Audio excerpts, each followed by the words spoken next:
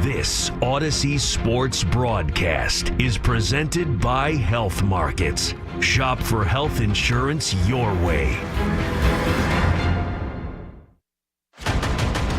105.3 The Fan and the Dallas Cowboys Radio Network present Touchdown Cowboys! Dallas Cowboys Football 2024 in crystal clear HD stereo. Today's pregame show is brought to you by Volleman's Dairy, the official milk of the Dallas Cowboys. Arrow Exterminators, official pest control provider of the Dallas Cowboys. Buffalo Wild Wings.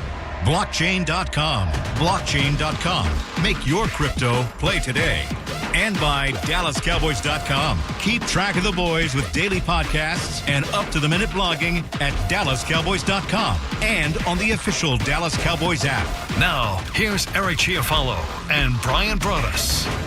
All right, we're under 3 hours and 15 minutes to kick off a Monday Night Football pregame party here, brought to you by Reliant and NRG Company, live at AT&T Stadium inside the comfy confines of the Brad Sham radio booth alongside the Super Bowl champion, the Super Bowl winning scout, Bryan Broaddus. I'm Eric Chiofalo, and it's time to welcome the Texans into town and see what the Cowboys have to offer up here by way of some competition. Cooper Rush getting the start. Nico Collins, the most explosive receiver in the NFL this year, back for the Texans. And hopefully CeeDee Lamb good to go as he was dealing with some back spasms. So Broaddus, it's a Monday Night Football party here, and we're trying to will ourselves to some Cowboys optimism. How you feeling tonight? You know, I feel good, Eric. Always, I love Monday Night Football. I love the history of Monday Night Football. I could go all the way back into the 70s when Monday Night Football started, and I could go back and even look at the time when we used to get highlights.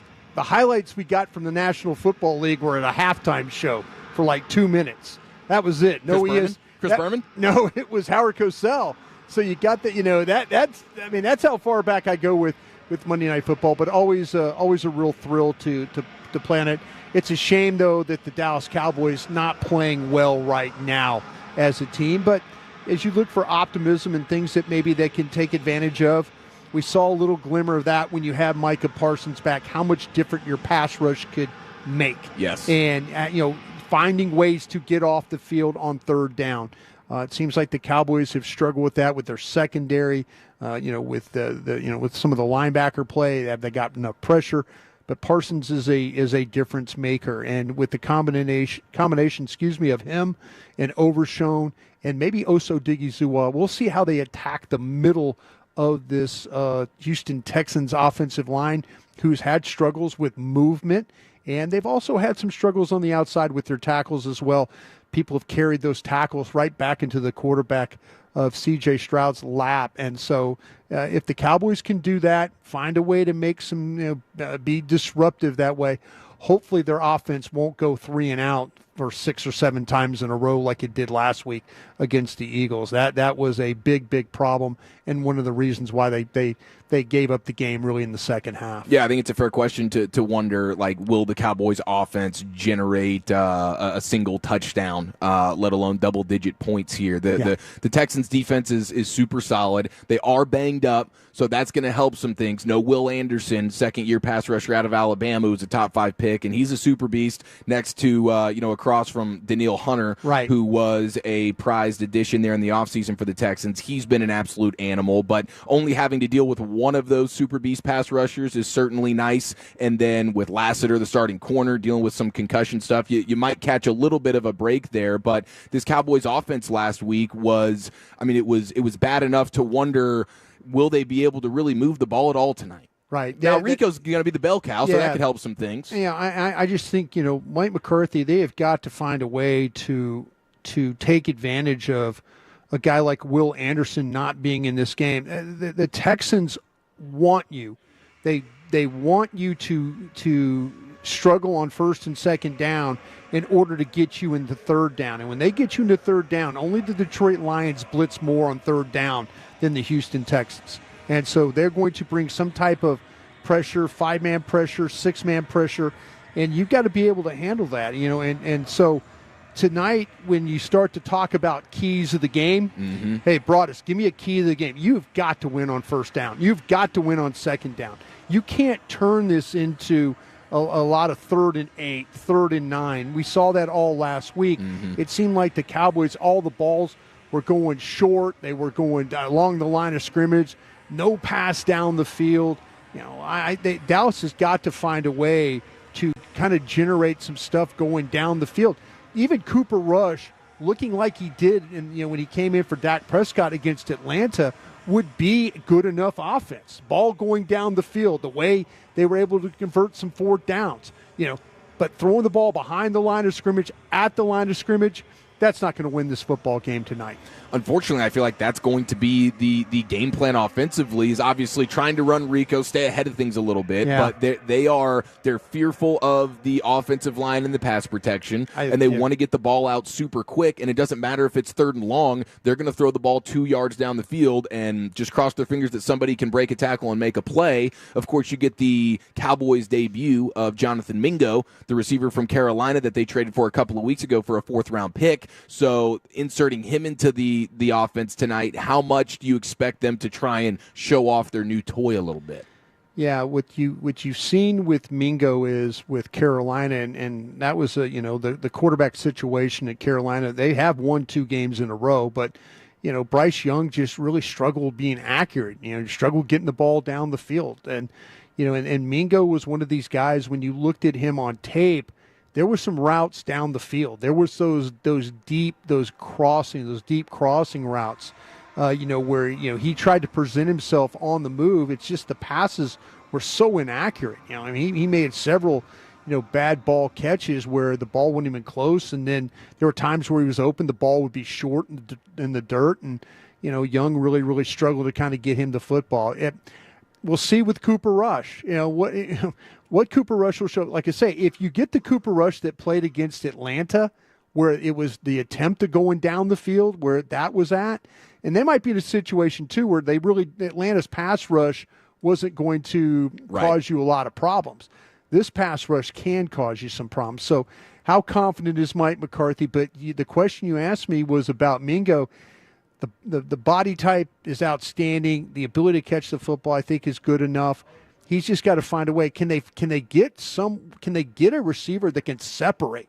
That's been a big thing for these Cowboy these receivers and these quarterbacks. It's how many contested throws that they have to make. But you also look at the routes. If you're running a lot of stick routes, hitch routes, things like that, they're going to drive on you and they're going to make it contested plays. We have yet to see them really separate, bunch, motion, run guys off. We've yet to really see that. That might not be what Mike McCarthy wants to do, but, man, he's got to do something to help his receivers, at least, especially if the fact that Stingley and Lassiter both play in this game. And there's the questions you mentioned about Lassiter. He's dealing with the concussion. These corners don't give up. It's like 50% completion percentage on these corners. Yeah. So running away from these two cats ain't going to be an easy task. Yeah, Houston has allowed the lowest completion rate in the league. Even Jared Goff of the Lions last week, 50% completion. And that the first half versus the Lions last week, defensively for the Texans, was outstanding. And they've kind of been that weird first half team, and then in the second half, they don't score. Things kind of fall apart. Right, yeah.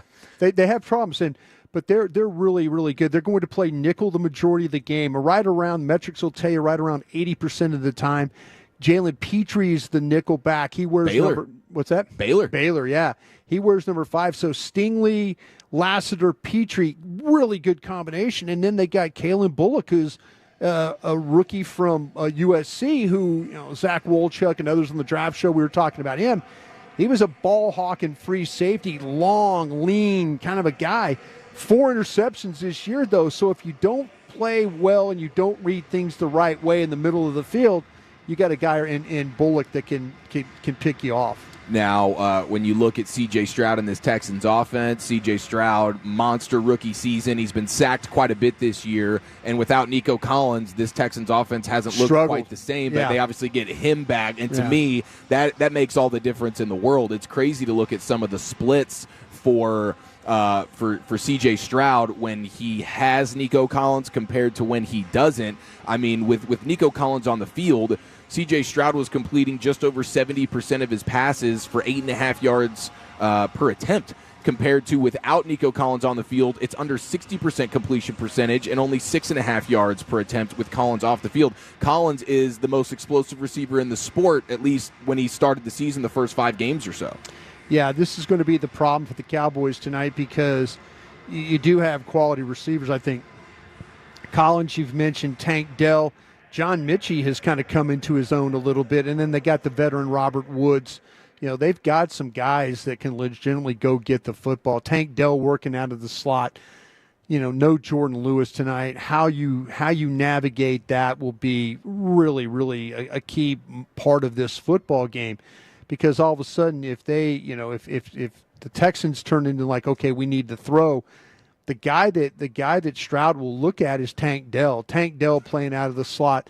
Boy, you'd feel so much better if you knew that Jordan Lewis was in there taking Tank Dell. Mm-hmm. But it's likely going to be Israel Mukuamu with Carson playing on the outside. So, and Mukuamu has had moments where he's been pretty good, but Tank Dell out of that slot is going to be a tough cover. Yeah, I mean, I think the positive side of things, of course, tonight, looking to win the football game, you want Jordan Lewis on the field. Absolutely. But big picture, having the youth of a Mukuamu and especially a Kalen Carson, right? It's just more opportunities for them. And a lot of people were going like, man, you got to sit Carson down. Confidence isn't there right now. I think benching him right now in his rookie season would probably be worse for his confidence than anything. Yeah, I think you're absolutely right. To me, you would start Mukuamu, but make sure that and they're going to. What's going to happen is the Texans they're going to put you. Now they will run 12 personnel. When couple tight ends out there. Yeah, they will run when Bobby Slowick will.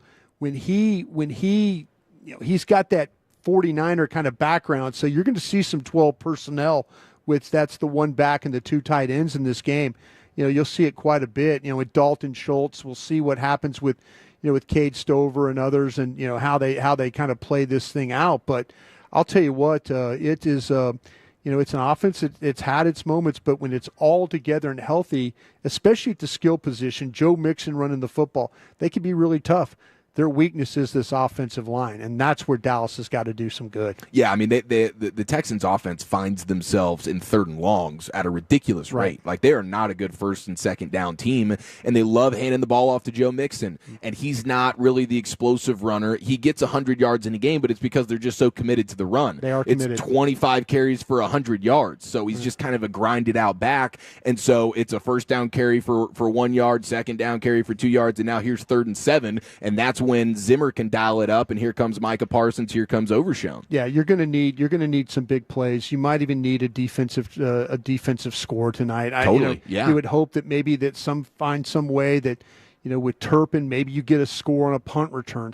Something's got to change where to give this offense having to just carry the load for the Cowboys. It's not going to get it done that way. They're going to have to win some of these games. If they do win these games with, finding a way to get some turnovers, but also maybe score either through defensive score or a special teams touchdown. You think our guy Bones Foswell has something up his sleeve for tonight? Oh, I'm always going to bet. A little fake punt redemption? This is when it's funny because usually if they hadn't faked that punt that ended badly the other day against Atlanta, if usually nationally televised games, coaches like to throw in a wrinkle because they know everybody's watching, and it's one of those, look how smart that Bones Fossil got. Look at that Bones Fossil. He's going to fool them all the time. So, I wouldn't be surprised. I know we had a little bit of some discussion in our pregame show about that. I'm going to say that Bones Fossil's got something up his sleeve tonight. I will. I maybe coming off the kickoff return. We'll see. We talked to Christy Scales. She's really good at kind of figuring some things out. Maybe she's got something for us. We catch her later on. Yeah, today. Christy will be giving us the scoop coming up a little bit before kickoff, and that'll be fantastic. We still have Jane Slater on deck live here at AT&T Stadium, Babe Laufenberg, and behind enemy lines with the voice of the Texans, Mark Vandermeer. So we're just getting started here live from AT&T Stadium, where the roof will be open and the doors will be closed with the Texans in town tonight. We continue counting down to kickoff, just under 3 hours to kickoff now. Monday Night Football. Let's go inside the star with our Cowboys insider Bobby Belt and tonight's player profile, Jordan Lewis. We hear from him next right here on The Fan. 105.3 The Fan and the Dallas Cowboys. The Medal of Honor is our country's highest military award for valor in combat. More than 40 million individuals have served in the armed forces since the Civil War. fewer than 4,000 have received the Medal of Honor. The National Medal of Honor Museum will be a place to preserve these legacies and inspire America. It's being built right next door to the Dallas Cowboys in Texas. Help us honor our country's greatest heroes. Learn more and get involved at mohmuseum.org. Bell Nunley has been committed to serving their clients for over 4 decades. This Dallas-based full-service law firm offers an extensive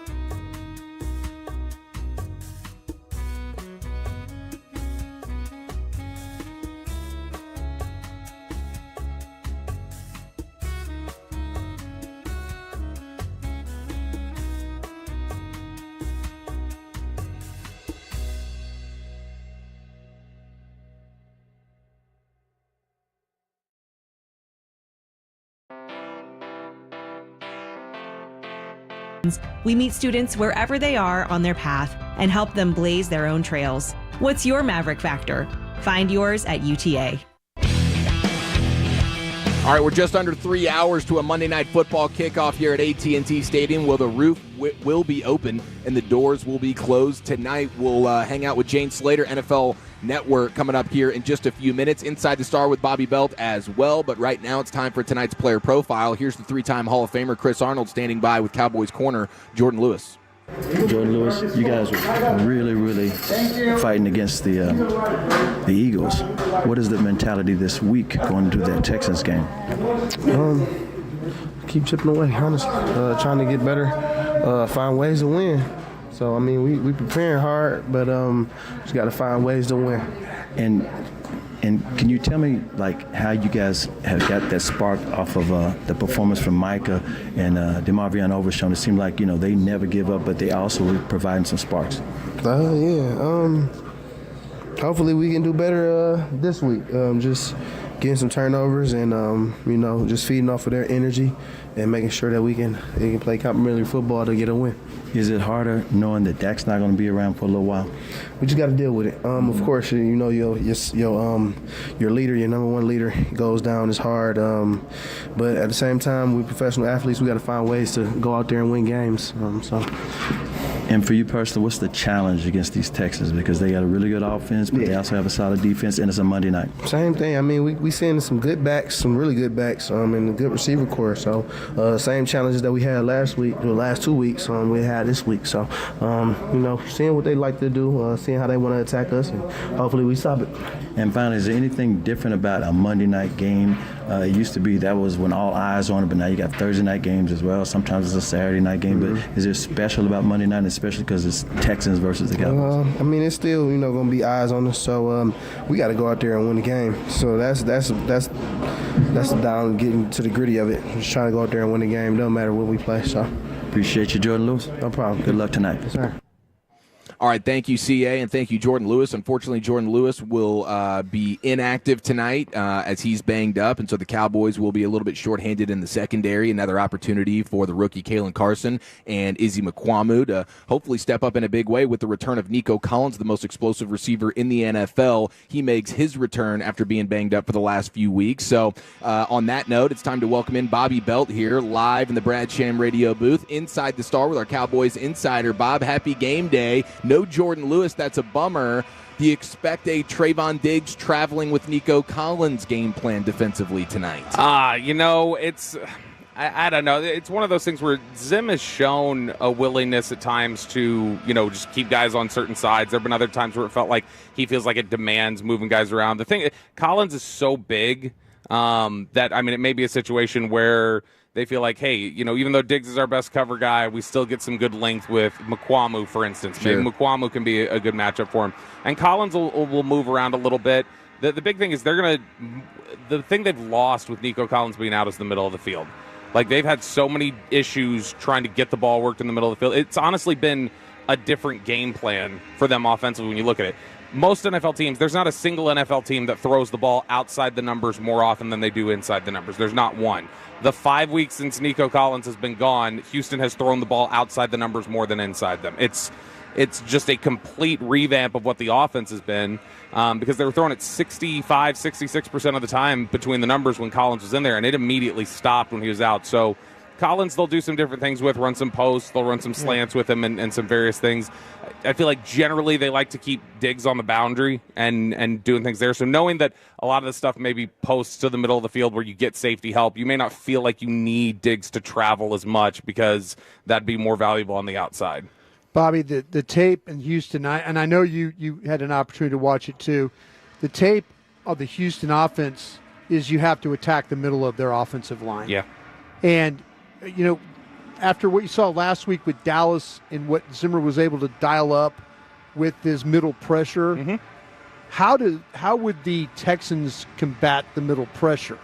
If you had to say, you're talking about getting the ball out probably quickly, maybe the slants, maybe the stuff with Rico Collins, but how do they prevent Dallas from doing what they did to Philadelphia? So a lot of times, like you mentioned there'll be some quick throws that they'll design. Houston a lot of times combats pressure with Tank Dell. Yeah. He's kind of the hot read for and no Jordan Stroud. Lewis, that hurts. Yeah, and so exactly, and for Stroud, that's his comfort, that's his hot read. That he knows that, all right, if I feel like here comes the blitz or we're not going to have this blocked up, then he knows he gets the ball out quickly to Dell. So they'll probably try to combat with some of that. But I mean, honestly, the way Houston has talked this week, at least, and the way they've talked in recent weeks, is they really do want to feel like they're showing confidence in these guys and showing confidence in their offensive line and some of the shifts that they made recently. I think they feel like Juice Scruggs is going to be better at guard than he was at center for them because center was a real struggle, and last year he played decent for them at guard. And so they've got Patterson in there at center now. Right. Last week was his first full game, so I do think that there's a little bit of, all right, let's see what they can do and handle, and then we'll adjust from there if necessary. But I think for Dallas, you do got to feel better about the defensive line play. I think has settled in a little bit where you feel like, okay, I got three guys maybe that I feel like that can bring pressure right now. With Micah, Golston's played well. Lawson has brought some pressure times. I think Carlos Watkins has done some decent stuff for you on the interior. So if you're getting that with Oso Odigizua and the way that he's played lately, I think you at least feel like, okay, I've got some semblance of a consistent defensive line now, and then I can bring pressure with Overshown and do some different things. And so if you're Dallas, you at least feel better about your personnel and your capability of doing those things if you want. The offensive depth that I'm worried about tonight for the Cowboys, 3 and out. Yeah. That's the equivalent to offensive depth, isn't it? I mean, because it puts so much of a stress on the Cowboy defense. Yeah, and that'll be something where, I mean, that killed them consistently against Philadelphia, too, where they would have, I remember there was a drive in the third quarter where there was a carry, then there was a screen, and then there was a 2-yard in-breaking route, and you punted the ball right back. And, look, the thing is that you've got to be able to sustain drives a little bit, which means Mike McCarthy, for the talk about committing to the running game and getting Rico Dowdle more touches, he told us this week that he can handle 26 to 28 touches a game if they need to. They can get on the high end of that. Let him get that and let him try to establish things early. Run in here with the idea of the same thing you did in Pittsburgh, which is to give Rico Dowdle a chance to do something. And so I think that'll be a big thing for them, and make sure they don't go 3 and out is try to get Rico Dowdle going early. There's some vulnerabilities in Houston's run defense, and see if you can take advantage of that. It's Bobby Belt with us here on your Cowboys pregame show. Jonathan Mingo making his Cowboy debut tonight. What do you expect to see from him? Are they going to force feed him the ball? I mean, I got to think they're going to want to show off that shiny new toy. Right. I think just like we question at times, like, should you really just be trying to force feed the ball to CeeDee Lamb? I think Cooper Rush has to guard against really force feeding Jonathan Mingo. I think you're dead on with that. Watch out for that. But no, they've talked positively about his work habits, and there is something to be said about a fresh start. It sounds like he got in a negative headspace in terms of where he felt he stood in Carolina, and it's nice to come in, get a little bit of a reset. Not just that, but it's probably a confidence boost to Jonathan Mingo to say, they felt like I was worth a 4th-round pick. The whole NFL world is talking like they feel like Dallas overpaid, but that's got to be some sort of confidence towards Mingo to feel like, okay, this is an organization that wants me more than anybody else seemed to want to, and so maybe that gives him a good spot. We saw what positive, uplifting building of confidence could do yesterday, for instance, with Anthony Richardson, where when Anthony Richardson went to the bench and then they brought him back and they, gave him a lot of positive reinforcement and told him, hey, come out here and we still believe in you. He looked like a different player when he came out there. Yeah, we're playing the Jets and here's some positive reinforcement. Exactly what it is. And so, no, I think that Mingo, if he can come in here, I don't expect Mingo to be a 80% of the snaps type of player, and that we're going to see this, oh, wow, this is the Amari Cooper trade all over again. But it's funny you say that, because I was just thinking about the Amari Cooper trade. Wasn't that on a Monday night, the first game? Titans. Monday against Tennessee? Yeah, but here's what the Titans moved from Houston to Tennessee, and now here you have a receiver, you traded for Monday Night Football, but now it's against Houston. The stars are aligning for a Mingo touchdown. But that was a loss that night. I think they lost by 15. So that was a loss. I consider that a moral victory tonight. Hopefully you don't repeat that aspect of it. But, no, I think that, look, for as bad as things are right now for them on the football field, they still are at least talking. They don't seem like a team that is just, hanging their head and, oh, my gosh, it's gotten so awful.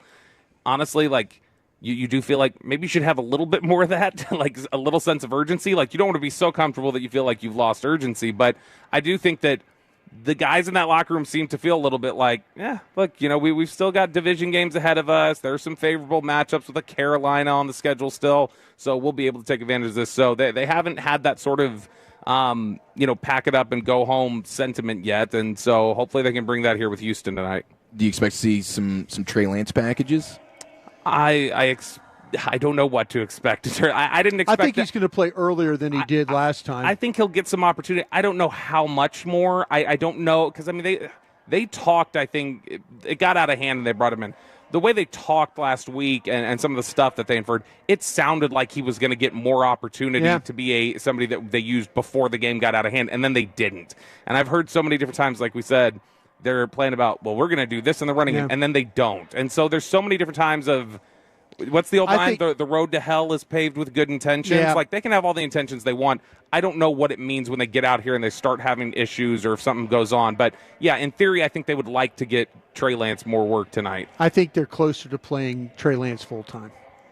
I think they are, too. I do wonder if they feel like we may have to get through Thanksgiving first, though, a little bit, because you're talking about you're already short weekend to Washington and then short weekend to Giants with travel in there. The whole thing about But maybe that's an argument to get him some more work tonight, is because you've got to get his feet wet because he may need to play on Sunday. Jerry Jones comes on our station, 105.3 The Fan, and talks about how smart, Trey Lance is, how he prepares. I heard a comparison. He didn't say ability.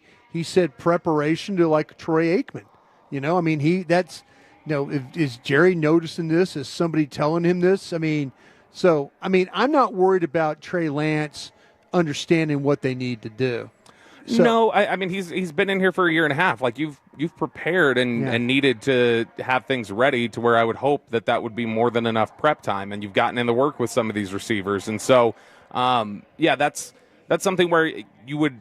I think tonight is the perfect night to try and get him ready and do some stuff. When you see some of the vulnerability that Houston has on the edges against the run, if you were able to do some different read option things, I think that one of the things you see is they play with their run defense, what I saw on tape was a team that plays with a really aggressive style that they'll blow things up at times, but then they'll miss some stuff. They'll have over pursuit. And so take advantage of it with read option stuff. Take advantage of it with some mobility with Lance. This feels like a game where you could sustain some drives with Trey Lance in there running a more, like you've been saying for a week, Brian, a college-style offense. If you're willing to check your pride a little bit and just commit to that, I think they could have some success. How impressed are you watching C.J. Stroud? Stroud, Brian brought this up this week a little bit. The area where Stroud seems the most like a young quarterback still is the way he handles pressure. Yep. That's where he still seems like he doesn't have a good feel for it. Brian mentions he'll step up into some sacks. He doesn't always have a good sense of the pressure. There's a little bit of, happy feet at times. But I think you still see on tape a guy who he misses Nico Collins. And he misses having some semblance of protection. I'm not stocked down on him at all. He's still somebody that I think is really going to be one of the better quarterbacks in the league for a while. I'm not stocked down on Slowick either. I think Slowick just felt like losing Collins. When you lose Diggs, I think they feel like we've got people who do things similar to Stephon Diggs play style-wise that we would be able to replace that. I don't think they feel like they have anybody who does what Nico Collins does, and so they had to change their offense and do it on the fly with injuries to the offensive line and some poor play and some other things. So I think it's just been, a series of unfortunate circumstances for them that bad news for Dallas tonight. The fact that he gets Collins back, I got to feel like Stroud thinks, good, I finally get to have my offense back. I finally get to run things the way I'm comfortable and the way I want to do it. Yeah. The play action, deep crossing routes to Nico Collins are real. And the splits for C.J. Stroud, his numbers with Collins on the field compared to not on the field, it is 2 yards per attempt less with Collins off the field and like over 10% completion percentage down as well. Collins is 5th in the NFL in play action receiving yards, and he's missed half the season. C.J. Stroud's yards per attempt on play action with Collins in the lineup is 10.5. With him out of the lineup, it's 4.7. It's a different football team. Yeah. It's a different passing game when Collins is in there. It's a different quarterback when Collins is in there. Let's going to be a tall order for sure. Now, I see what you did there, tall order. Question for both of you guys. Did Mozzie Smith play his best game last week? Mozzie against NFC East opponents seemed to be lighting them up. Yeah, because he had the good game against the Giants as well. Mozzie was solid. I think Giants was his best game. That's where he was an impact player. But he was solid last week. If you can get that from Mozzie and Watkins and Osa and get some of the depth with the edge rushers, yeah, you feel like the defensive line that's a legitimate defensive line you can play with. Yeah, I think your defense will have a handful of really nice series tonight. Like the Texans find themselves in a lot of 3rd and longs. If you can bottle up a couple of early down runs on Joe Mixon and then dial up the blitz. The problem is offensively for the Cowboys, it was so bad last week. You wonder if they will even find themselves in the end zone, and how often are they going to set up the defense for failure? That's an issue because, I mean, we talked about it. The Eagles had, I think, 20 of their 34 points. They moved the ball a combined 56 yards on those drives to score those 20 points because they got short fields, and there wasn't much that they needed to actually move the ball down the field. So that can't happen. That's the 3 and outs that Brian's talking about. Don't turn the ball over. Don't have 5 turnovers at home for a 3rd straight home game. Don't have that. And, yeah, make sure that C.J. Stroud is not able to get comfortable with Nico Collins early in this one and build that, positive energy towards what could snowball really quickly. Okay, Broaddus put in the call. We're going to get a Bones Fossil, trick up the sleeve, special teams. Hello, Monday Night Football. Hello, Football America. Look how awesome I am. Is this a redemption night for maybe the punt team and throwing a pass to Goodwin or something? Like some sort of special teams thing. Oh, watch this. He is going to take a ball and they're going to run it and they're going to throw it back across the field on a kickoff return.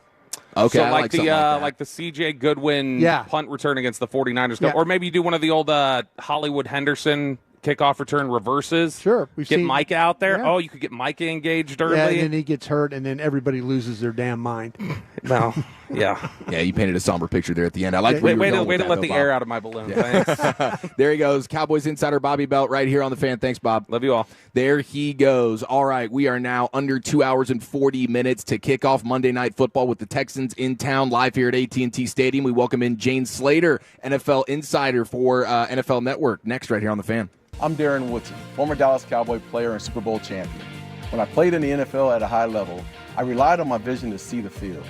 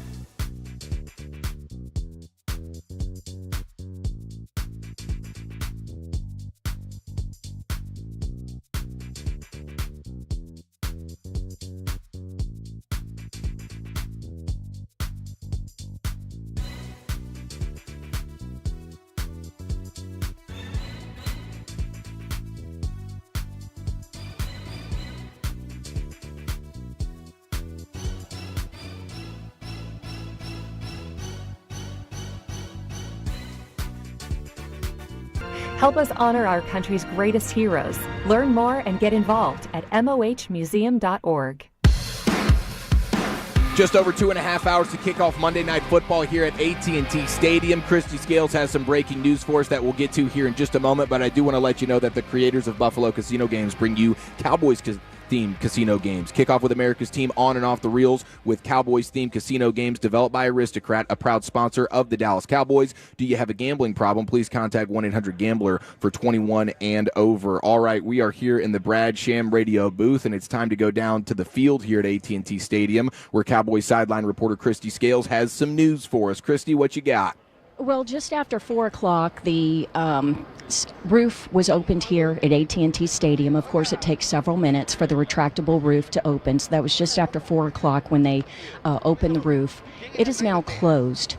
About 20 minutes after opening the roof, 20 to 25 minutes after it was open, a piece, I don't know if it's sheet metal, I'd say it's very thin, about 5 yards long, maybe about a yard and a half wide, came down from the top and landed in the edge of the end zone, actually closer between like the goal line and the 10-yard line. No one was hurt, but out of an abundance of precaution and to make sure that with the windy conditions that are outside the stadium, that nothing else happens, they have closed the roof.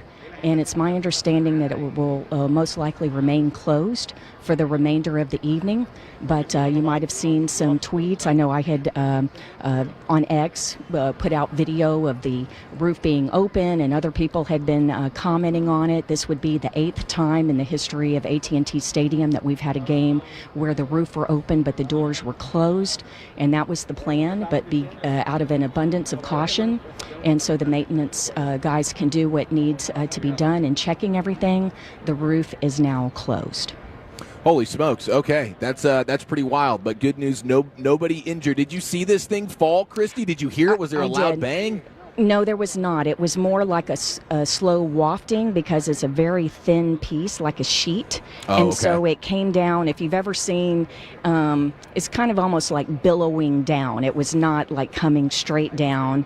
And it's so early in pregame. It was over, right 3 hours before kickoff that most of the pregame rehearsals that were taking place with the Cowboy cheerleaders and the alumni halftime show that we're going to have had concluded. And so, and that particular corner of the end zone where it came down is pretty empty anyway. So no one was hurt. I did see it coming down. I didn't see it come from the top. I'd say it was maybe about maybe 40 feet above the ground when I saw it wafting down. Okay. And there was plenty of time for people to look up and see it. And I don't think anyone would have been hit anyway. But again, just out of an abundance of caution, they went ahead and closed the roof. And it's my understanding that the plan is to keep it closed. Okay. Now, you mentioned the alumni cheerleader halftime show. Did you bring some pom-poms tonight? You going to get it back out there, Christy? Hey, it's so fun because I've been a judge for cheerleader auditions for like 24 seasons. So it's great. 225 Dallas Cowboy cheerleader alumni. They call themselves Spirit of DCC. And so dating back to the 60s. And they're going to come out, by decade, right? Actually, the 60s and 70s will come out together. But by decade, the alumni will come out and they'll be doing their old routines to a medley of songs from that generation. And so this is really my favorite weekend of the year. I know that the Salvation Army Red Kettle Kickoff is an awesome halftime show. It's going to be Lainey Wilson this year, and that's really fun. But for me personally, I remember when these ladies auditioned for the first time, many of them. So this is actually my favorite halftime show of the year. It's been several years now that they've had the alumni halftime show. So anybody who's coming to the game, I encourage you during halftime, don't run to the concession stand. Don't answer nature's call. Stay seated so that you can watch a really, really great performance. And the ladies have been working really hard on this, so it's going to be a lot of fun. Christy, let me tell you what, those ladies from the 60s and into the 70s and the 80s, those ladies that cheered at Texas Stadium were some of the toughest ladies I've ever, and I mean that in all respect, because those conditions and having to keep active the whole game like they were, and the heat, sidelines. I mean, there was some. I saw a lady from 1977. It kind of reminded me of my childhood going back and watching Cowboy football at Texas Stadium. But yeah, nice to see all these ladies here. I know who you're talking about because 1977, that's Tammy. She's the one with the pigtails out on each side. You know who I'm talking about? A lot of the, I'd say more seasoned Cowboy fans know who I'm talking about.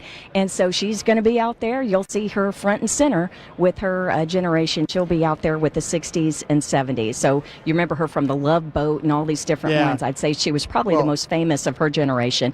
And she is also a cancer survivor. So this is the second year that she's participated in this halftime show since undergoing treatment and everything. So truly a survivor out here and, just enjoying it with her sisters. It's a real sisterhood. That's what they call it with the DCC. And it's more than words. It's a true thing. Well, I'll tell you what, like I said, those Texas Stadium days, I mean, sitting in that stadium, boy, it was hot on them sidelines. And so hey, I can say a lot of respect for what those ladies have been able to accomplish over the years on those sidelines, for sure. Yeah, do you remember when before they imploded Texas Stadium and they had an auction of all the different items? You could buy everything from fixtures in the bathroom to you could buy the locker that was shared by Troy Aikman and Tony Romo and stuff. The number one most expensive item that was auctioned off was the blue wooden door to the Cowboy cheerleader locker room. It just had a simple white painted DCC and kind of like the emblem, and that went for more money than any of the lockers, any of the turf, any of the stuff, because that's how much people love the DCC. Sure do. Well, Christy, we love you. We appreciate the breaking news update for us there, and we'll catch up with you again next hour. Sounds good. Let's talk football. Let's do it. All right, Thanks, looking guys. forward to it. Yeah, this stadium, unbelievable. If you're just joining us, the roof was supposed to be open tonight for the first time in over 2 years, but after opening it at about 4 o'clock, the roof is now going to be closing after a piece of sheet metal fell off of AT&T Stadium and landed near one of the end zones, but nobody was hurt. Seems like it was a thin, sort of sheety piece that was like, slowly drifting down a little bit. So everybody is safe, but this this stadium is full of surprises. Yeah, and it's every week. I don't think anybody's ever talked about a stadium like this. It's been a full surprises season. Yes. It really has. I mean, I think it's kind of some things they were talking about. Trying to get the roof open here, but and Christy did a great job. You can always count on Christy to get the most current details on this. But yeah, it's we'll play with the roof closed tonight and. And hopefully nothing else happens going forward.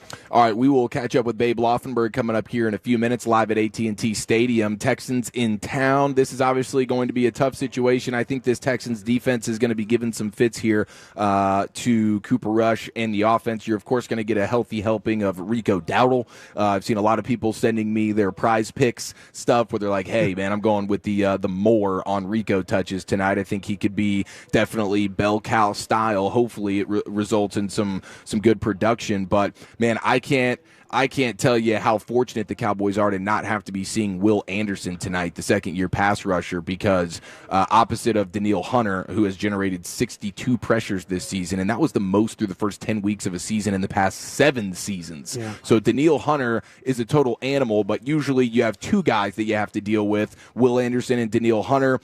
So now Tyler Guyton, Terrence Steele. What happens with Hunter? Like, is he a guy that moves around a little bit, Broaddus, or does he stay on one side? Yeah, they do. They flip sides, and and I have a feeling that D'Amico Ryans is going to hunt some matchups, and we'll see how Cowboys play the left tackle spot. Could this be, when we talk to Christy, maybe there's a plan going into this game of with Awesome Richards and then Guyton, maybe some shuffling there. They always talk about consistent or continuity. And so, but maybe that will be something that we can look at going forward. But I have a feeling that D'Amico is going to hunt some matchups, and we'll see how he plays against these Cowboy tackles. That would be interesting if you have a bit of a left tackle rotation going on there, like series to series or something with Awesome Richards and Tyler Guyton. But you think there's a possibility of that? Huh? I just it's something that maybe that they want to just they kind of. You want to give Guyton as many opportunities as you can, but you also want to make sure that there's that you're also developing. In a time when your team is 3-6, you want to also take this opportunity to give reps to. Now, they haven't seen the season they don't think the season is over. I know there's a lot of Cowboy fans out there that kind of feel like, your quarterback goes down. Well, it's not going to be good. You're playing for a draft pick. You're playing for a draft pick. But, yeah, they can try and get some of these guys some work, and then that will lead you to maybe some decisions that you have to make in 25. Yeah, and I'd be open to that because Austin Richards, as you mentioned, he's a young guy that you're trying to develop. He looked decent last week, especially in pass protection. Sure did. And it's not like it's Chuma Adoga or something, a journeyman swing tackle that you're trying to get reps in. That would be pointless and useless. Right. Having Austin Richards and Tyler Guyton, and it's also interesting that Tyler Guyton at OU, he was a right tackle. He was. So who knows? At some point, maybe really all options on the table. And once you get to the place in the season where you're really just thinking about developing young players. Could you see Tyler Guyton replace Terrence Steele at right tackle and then some Austin Richards at left? Or do you think that is that fantasy football? No, it's never not at this point. If you're a team that's struggling to win football games, you have to look at all possibilities. Unfortunately for the coaching staff, their jobs might be on the line for this. Mm-hmm. So. Yeah, you kind of feel like the coach or the general manager might ask, hey, would be interested in playing Austin Richards, get him some work, and Mike McCarthy get like, well, wait a minute, do you feel like that Guyton? We drafted Guyton, we felt like Guyton was going to be the starter. We put Guyton out there. What's the problem? Why are you interested now in? And the coach can have that kind of discussion. The general manager could say, no, I would want to see, and it's kind of an uncomfortable situation. But, if Austin Richards gives you some quality pass protection like we saw last week, I see no harm putting him out there and seeing it and allowing him to get more work that way. Okay, if you missed it, the roof was supposed to be open here at AT&T Stadium tonight, but it is now closed after a piece of sheet metal fell off of AT&T Stadium, landed near one of the end zones here just a little bit ago. Nobody injured, so that is great news, but the roof will be closed here at AT&T Stadium. The stadium that is just full of surprises. Never talked about a stadium as much as we talk about this one, and it's oftentimes for all the wrong reasons. But, hey, good news, Babe Laufenberg set to join us here now. We have just over 2 hours and 20 minutes to kick off Monday Night Football with the Texans in town, and the quarterback eyes of Babe Laufenberg will tell us what C.J. Stroud has in store for us next right here on The Fan. Are you ready to elevate your barbecue game? Matt Pittman of Meat Church here.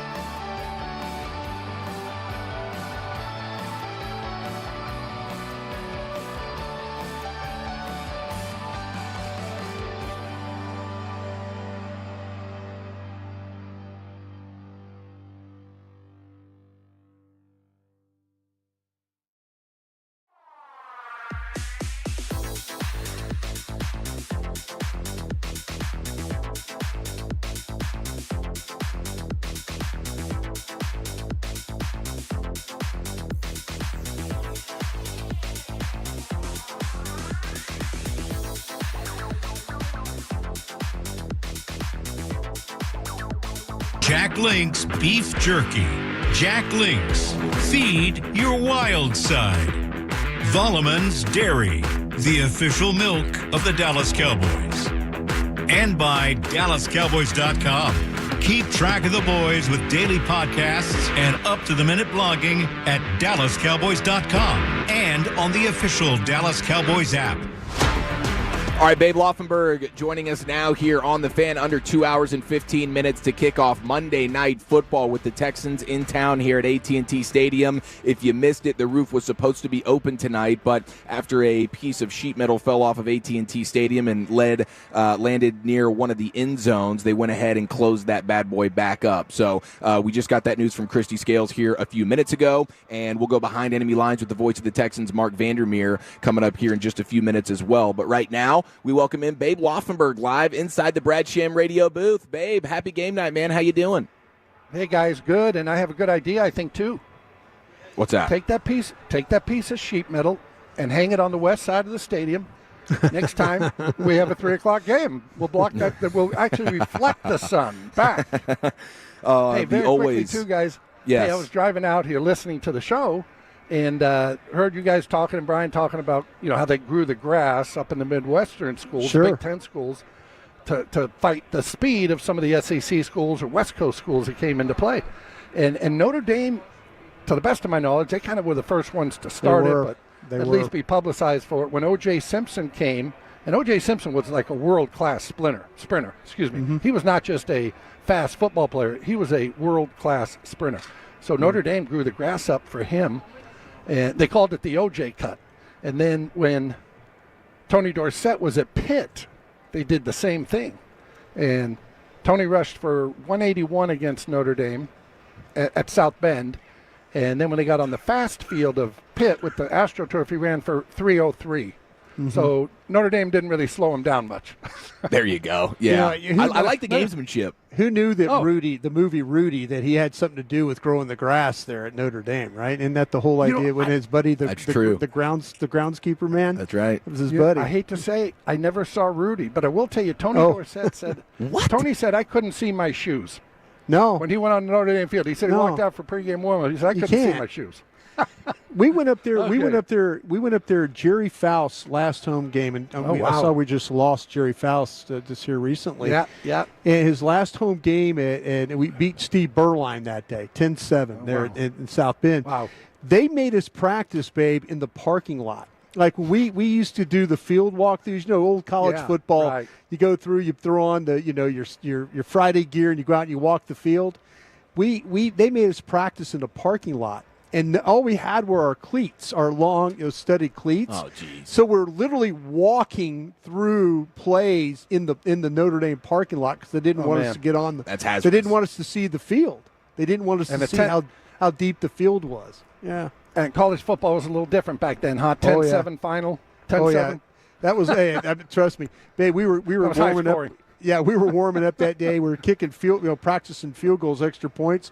The Notre Dame fans wouldn't give us the balls back. We had to go up in the stands and fight to get our footballs back. That's college football, man. That was great. Babe Laufenberg with us here, and what a shocking development that Babe Laufenberg has never seen the movie Rudy. Are you kidding me, Babe? You've just been actively avoiding it then.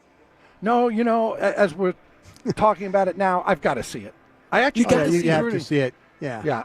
I took a recruiting trip to Notre Dame coming out of high school, and obviously I went to a Catholic high school, and so Notre Dame was sort of, the Taj Mahal, if you will, of football schools. Yeah. Didn't end up going there, but this week, I guarantee it, next week when we do the pregame show before the Washington game, I'm going to tell you guys I saw it. I'm going to give you my review.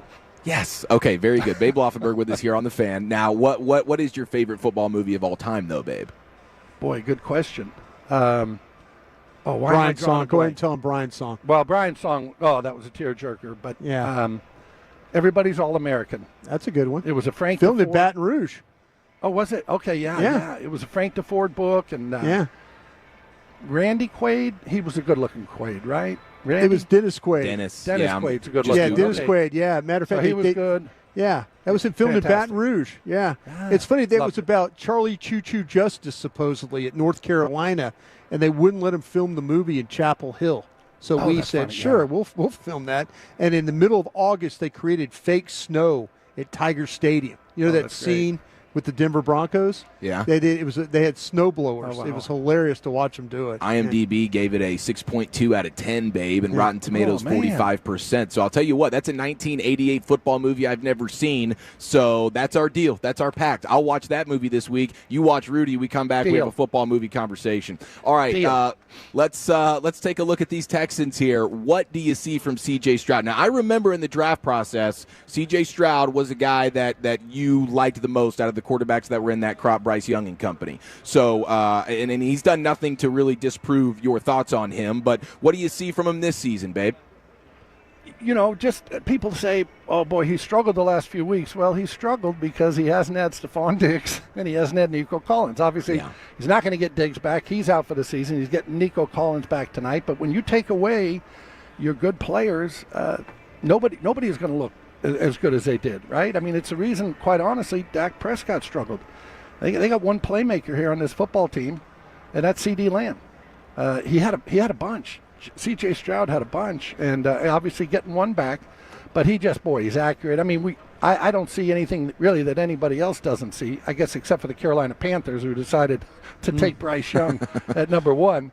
I texted Josh McCown, who was the quarterback coach at Carolina before the draft, and I'm friends with him, and I just texted and said, boy, you're looking at it. I know you guys are seeing it all, but I said C.J. Stroud would be my guy. And they felt, they thought so highly of my opinion that they took Bryce Young. Yeah. Well, I tell you what, if you look at, the Texans winning that last game, Lovie Smith decided, you know what, if I'm going to go out, I'm going to go out a winner. I don't care about you and your first overall pick. Might have did him a favor. Yeah, it was the win in the moment. It was the win that was disguised as, it was like a middle finger to the franchise. Lovie Smith getting the win that nobody wanted them to get, and then it ends up working out for them, and they have C.J. Stroud, and now he gets tonight back his stud receiver Nico Collins. I mean, this guy's a monster. He's as explosive as it gets. Yeah, and you can see the numbers, the difference in the numbers when he's on the field and when he's not on the field. Nico Collins, and big physical guy. What I really liked is they traded up in the third round. He was like number 89 in the draft, so a low third-round pick. But whatever Houston saw in him, they saw more than other teams did. But they said, hey, this guy's available here late in the third round. Let's go up and get him. And they made the trade, made the deal, and now they've got themselves a Pro Bowl, All-Pro receiver. So he's a lot to contend with. And there's no Jordan Lewis for the Cowboys tonight defensively, so you probably get more Mukwamu, of course, more of the rookie Kalen Carson. Would it be smart for Zimmer to maybe try and travel Diggs with Nico Collins, or does that just throw everything out of whack?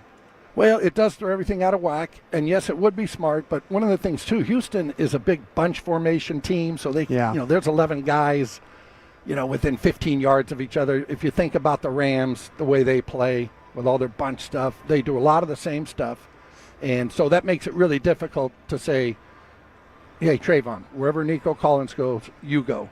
Now, if they were a team that had a true X receiver, that single receiver plays to one side, like if you go way back, like Michael Irvin did. Michael was that X guy and kind of was out there by himself.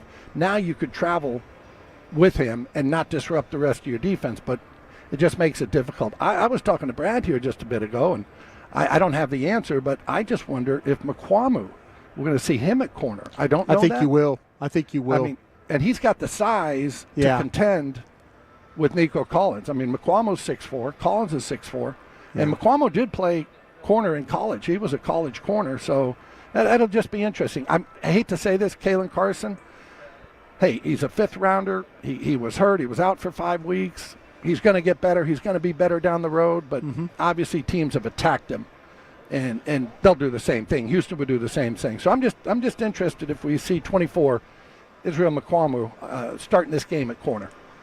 Hey, babe, it looked like Mike Zimmer, once he got Micah Parsons back, he found something with some pass rush, with some scheme stuff that he was able to do.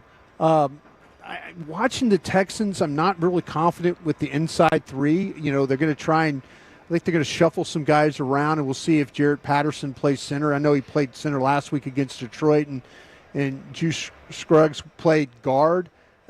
do you feel like that Zimmer, has got something else? Are we going to see more of that, maybe using Overshown as a poor man's Micah Parsons kind of a rusher?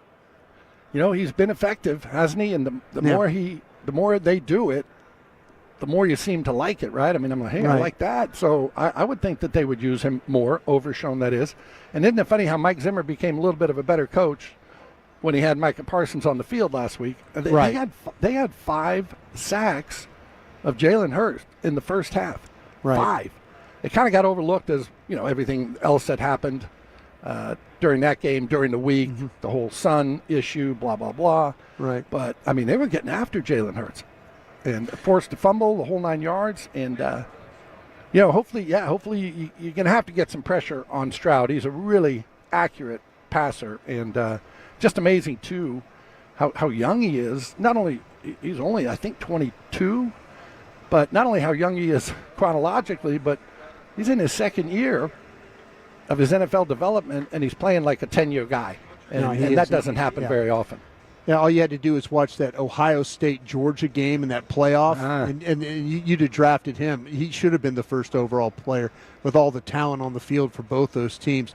I was going to ask you about with Houston's defense, and we'll see what happens. I know Stingley's banged up a little bit with the hip, and we'll see with Lassiter if he's able to answer the bell with the concussion. But what do you make of the secondary? The ball has got to go for the Cowboys. At least it can't go at the line of scrimmage. It's got to go down the field. And is that the biggest challenge for the Cowboys receivers today? It will be, because I like both those corners. I mean, Stingley we know about, right? Taken at the top of the draft. Right. A couple of LSU years guy, back. yep. Yeah. But Lassiter, came from Georgia, second-round pick. Wasn't a speed guy. I think he ran 4.6 something at his pro day, and I think that knocked him. You would know better than I. You followed the draft a little closer, but this is a guy who didn't allow a touchdown in college, and he's playing at Georgia. Matter of fact, I think he's the only guy. Sauce Gardner was the other one. We know how good Sauce Gardner is. Sure. So, and he's smart. It's funny. I was going through all my notes, and the D coordinator here said, Matt Burke said, you don't have to tell him things twice. Well, this is a guy that got accepted to Yale. Yeah. So, I wouldn't think you'd have to tell him things twice.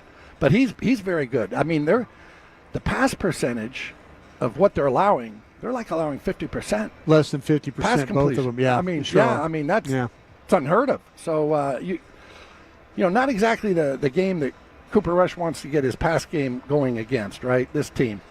Yeah, it's going to be But tough. but to your point, ball's going to have to go downfield. Not indiscriminately, but you can't just sit there and throw these 2-yard flat routes all game long. We saw what happened last week. Well, you'll, of course, get more Rico tonight, Babe, and then you get the debut of Cowboys wide receiver Jonathan Mingo. So, I mean, do you expect to get a healthy helping of Rico tonight? I mean, what else would be part of your game plan here to help Cooper Rush? Yeah, they have run the ball better.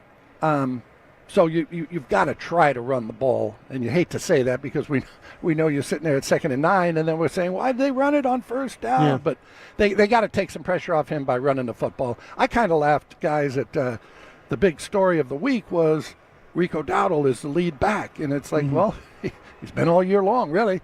They haven't necessarily anointed him. It's not like high school where they put the starters up. You wear a blue shirt, and then the second guys were red, and then the third guys were yellow. But he's been the guy for him, obviously, all year long.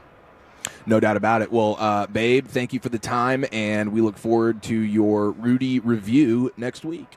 Okay, thank you very much. I look forward to watching it. Yes, sir. Enjoy the game. We'll be listening. Thanks, Babe. Okay, thank you, guys.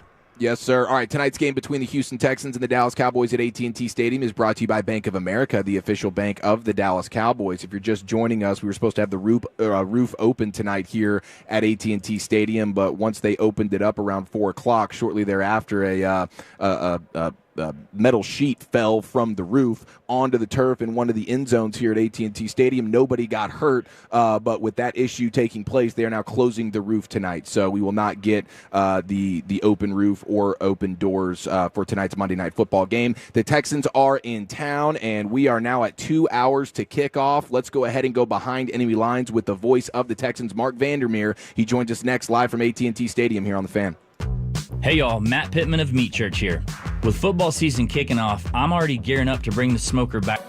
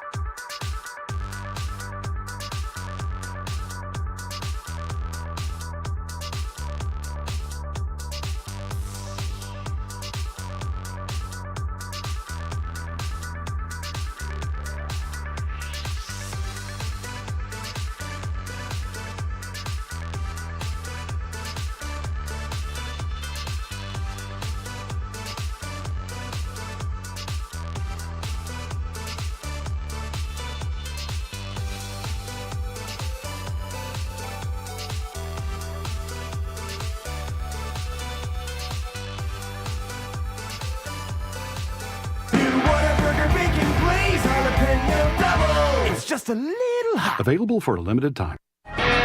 So here we go with a game-winning attempt, 2 seconds to go. They're close to, 59, 60 yards or so?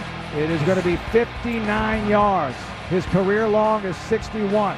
Here's the snap by Weeks. The spot.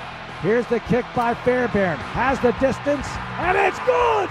Fairbairn wins it at the buzzer! The Texans beat the Bills! 59 yards for the dub on H-Town Day. All right, it's time to go behind enemy lines with the voice of the Texans, Mark Vandermeer, here live in the Brad Sham radio booth of AT&T Stadium, where the roof will actually be closed tonight after a piece of sheet metal fell down shortly after opening the roof at about 4 o'clock today. Under 2 hours to kick off. Mark, welcome to town, man. How you doing? Guys, it's great to be here in the Brad Sham radio booth, and I'm really jealous that Brad Sham has a radio booth named after him, and his pictures are all over this joint. He deserves it. He's a legend. I love Brad. I had him on my show earlier this week. Amen. Yeah, he's a super beast of the highest order. I'm not going to talk about the sushi spread he gets here at halftime. Oh, Mark, really? Because he would be upset about that. I want some of that. I will definitely not be mentioning it. But yeah, Brad's the man, and I'm going to ask him about his. Look at the old school Brad Sham right there. Yep. He's got the beard rocking. Mm-hmm. Then it evolved into a bit more of a goatee mustache. Yep. Very, very sharp. Now he's going with the clean shave look. Yeah. So the old school pic kind of looks like a yacht rock photo. You know, he's about to break into What a Fool Believes or one of those tunes. Well, I asked him one time, I said, which one of these guys was the funnest? Which was the funnest guy? Which one of these guys? And he goes, I think the guy with the pipe was probably the funnest guy. Yeah, look at him right there. Depending on what's in it. He's doing a broadcast, and he's got the old school. Yeah. He's got the old school pipe there in the left hand. The old school. You never see those anymore. No, I mean, heck cigars no. are everywhere, but nobody Yeah. smokes an old school pipe. Yeah, we got to bring that back. Yeah, I think so. Let's go. Let's do it here. Actually, no smoking here. Yeah. Just falling debris, but no smoking. Got it. This stadium, Mark, I mean, if it wasn't the sun, it was going to be something else, huh? Well, I love coming here, okay? To me, this is a fantastic place to visit. I don't know if I'd want to live here, so to speak, because yeah. All right, so no, I'm not talking about the city here, Brad. Brad came over. I'm not talking about the city. I'm just talking about the stadium because I think that the home field. I question it, the home field advantage for the Cowboys here, and you guys probably debate this kind of thing all the time. But for me, I love coming here. Love these booths. Love being part of this thing. Gigantic stadium. All the showmanship that takes place here. It's phenomenal. It really is. And now your Texans storm into town. Mm-hmm. Solid football team. Yep. Offense has been a little shaky here as of late, but you get back Nico Collins. That seems like that's huge. Yeah, they've lost 3 out of 4, and in all 4, they haven't had Nico Collins. And in the last 2 back-to-back losses, they haven't had Stephon Diggs and Nico Collins. So I think that, look, that's not an excuse, but it's a big factor because C.J. Stroud loves throwing to those guys. So even if it was just Diggs and no Nico, he's going to catch 4 or 5 passes a game, and who knows how that affects things, especially last week when you couldn't score in the second half against Detroit and had them on the ropes, but you let them off the hook. We all know what happened at the end. So I think that having Nico back is huge. He is such a favored receiver for C.J. Stroud, knowing that he's out there somewhere, and he's going to run these dig routes, and he's going to run slants, and he's going to run outside the numbers and make things happen that way. He's just a magical playmaker for this team, so I'm really eager to see him. Mark, you talk about with the thing with Stroud and the receivers and all that, offensive line probably not up to what the standards of where the Texans need to be. Winning games despite that a little bit? Yeah, I would say so in some cases. At times they've been really good run blocking, and at times they've been good enough pass blocking, but you just haven't seen it enough. A few weeks ago they beat the Colts. That was their last victory, and I said at the time, this is a bigger game than Detroit, than Dallas, because these are NFC teams, and you're playing a team within your division, and they are the all-time Texans nemesis. So to sweep them for only the second time in the history of this matchup since 2002, that was huge to get that because you pushed them down a little bit. Now, they won yesterday, as you all know, and now they're a game back, but you have the tiebreaker against them. And, you need this one tonight if you're the Texans to keep it going. But, I liken this whole thing to just get through the 17-game season, find a way, stay healthy. You Play the Cowboys tonight. Can you survive against this team that is admittedly banged up, but it's the NFL? I think there's no, and I don't know how you guys feel about this, there's no greater inspiration for the Cowboys than the 2022 Houston Texans, who came in here and played a good Dallas team and took them to the wire and had first and goal late, couldn't punch it in. Cowboys go the length of the field, win the game, that's it. But to me, that team, that Texans team, they were right in that game. And then they play the Chiefs at home. They go to overtime with the Chiefs. Had no business doing that. And they actually stopped Mahomes. Mahomes got the ball first, and they stopped him. That never happens. They should hang a banner. If they were the Colts, they probably would. We stopped Mahomes in overtime, even though they didn't win the game. Man, I'll never forget Davis Mills and his neck storming into AT&T Stadium and almost walking out with a victory. And remember, Jeff Driscoll took a lot of snaps in that game as well. He was using his legs, right? It was like the ran runner. What we call the Driscoll cat. But, you know, they were trying to figure out ways to win games. They couldn't do it. And that's where the Cowboys are now. I mean, with all the situation, you got to figure out ways to do it. That's why this should be an inspiration to them. I'm sure they won't bring it up. But to me, it shows you that any NFL team, no matter who's on it, no matter who's playing, has a shot. If you get a turnover or two, you have one successful drive, you make a big stop here, something else happens there, all of a sudden you're in the game in the fourth quarter. It's the voice of the Texans, Mark Vandermeer, with us here on The Fan. You mentioned the second half issue last week versus Detroit. It seems like that's a bit of a common theme. Are they kind of a first half team, then second half things get away from them? Yeah, they've only scored 6 second half touchdowns all season long. You know, it's been a big problem. And they have to find a way to adjust after the half. And look, as you guys know, NFL teams are always adjusting. Right. It's not like in that 13 minutes, magical transformations can take place, but you can do something. Somehow they got to come out of the locker room with a little extra on offense. They've been playing good enough defense, I think, to win most of these games. Against Green Bay, you know, they had a first down late with about 2 minutes to go, and they ran the ball trying to get the Packers to burn timeouts, but that was a little too early, I thought. And the Packers, they ended up throwing on 3rd and 15, could not convert. Then the Packers drive down the field and get their game-winning field goal. It was really disheartening, but at least they were in it. Detroit, at least they were in it. Now, there are no moral victories here, but it's not like they're getting blown out in these games. The Jets game, to me, is kind of inexplicable, but it was a Thursday. Game, I think when you're the traveling team in a Thursday night situation, you got a lot of excuses built into the whole thing. Right. And, you know, that's probably not the best thing to say, but when you travel on a Wednesday, the home team on Thursday, I always feel like has a tremendous advantage. You're not going anywhere on Wednesday. You're in the facility, you're rehabbing, regenning, whatever they do to get ready for the game, the walkthrough. Then they go home and they get ready to play on Thursday. Traveling team, you know, we're going up to New York. That's a pretty long trip for us. And look, they'll never say that, but that's my analysis as to why in this league of fine lines that they might not have been at their best in that outing. Yeah, that Thursday night game was strange. Your cornerback situation is outstanding with Stingley and Lassiter both playing. I mean, and they don't allow anything. Talk about how these young guys have kind of grown, and I really do like watching. I remember Bullock when I was doing draft stuff out of USC and ball hawking, kind of a safety, kind of a. It seems like this secondary really, really playing well at the right time. So Lassiter and Bullock, 2 rookies, have 7 picks between them. And that's a real strong debut for both of them. Lassiter right away, you saw it in minicamp, you saw it in rookie camp. Oh, my gosh, this guy can play. And you saw that he's their best corner outside of Stingley, so he's going to play a ton. At first, we thought when they drafted him, I don't know what you thought, that he might be a slot guy or whatever, but hey, you got to play him outside. The speed, that was the thing. There was so much question. Everybody looked at his 40 time when you should just watch the tape and watch how he played at Georgia. You know, in that scheme with the way that they cover the press man stuff, you could see that on tape when you watch him play with the Texans. Don't you feel like in the offseason, people look at 40 times and they start to forget about what the game's all about? No, they start to think it's just a sprint downfield every time. No, it's not. How many balls are slightly underthrown, or you got to make a ball adjustment as a cornerback, as any kind of DB? Bullock is great at that because Bullock can play deep and come up and make big plays on the ball. And he's a center fielder. He was a baseball player, as you know. So he is really terrific for this football team. Now, I know the tackling coming in was a little bit of a concern, but he's played fine, for this team. I think this defense, they're 3rd in the league in yards. They're not as good in points. But, again, some of the turnovers they've had and other issues have really led to them not being as good as they want to be in points. But I like those rookie guys. Stingley is amazing. Now, he doesn't have the picks this year, but I don't think they're throwing at him quite as much. And they've got the guys they need back there. They just have to make sure that they get the pass rush firing. No Will Anderson has been a problem, but they still have other guys who can get after it. This defense, the DTs are getting I think Tim penetration. Settle's played really well for you guys. Settle's been really good, and I think he's coming along very nicely. And here's another thing about the NFL that I don't know if we talk about enough. Guys are allowed to get better, right? Look at Anthony Richardson yesterday. Absolutely. Oh, my gosh, he got better. And what now? I don't know if it lasts, but maybe it does.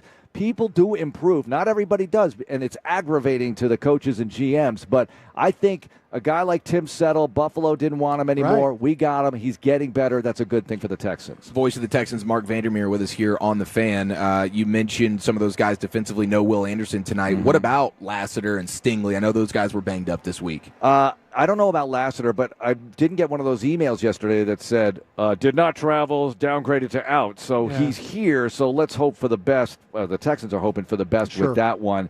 And they have numerous other ones. They have other guys coming back. That's great. We mentioned Nico Collins. But you guys know what this is all about, especially you this year, that you're just trying to survive. And I think with the Texans, they got to be very careful. Everyone was talking about, can they be a 1 or a 2 seed? I get it. I wanted to see it too. They were 5-1 at one point. But you have to remember, it's all about getting to that finish line, and the starting line of the postseason as healthy as humanly possible, no matter where you play, so you can be at your best in January. Danielle Hunter's been a monster. I mean, what an addition on the edge. He's been great, and they've always found a way to. Derek Barnett late last year really came on for them as they acquired him off the street, basically, from Philadelphia, who didn't want him.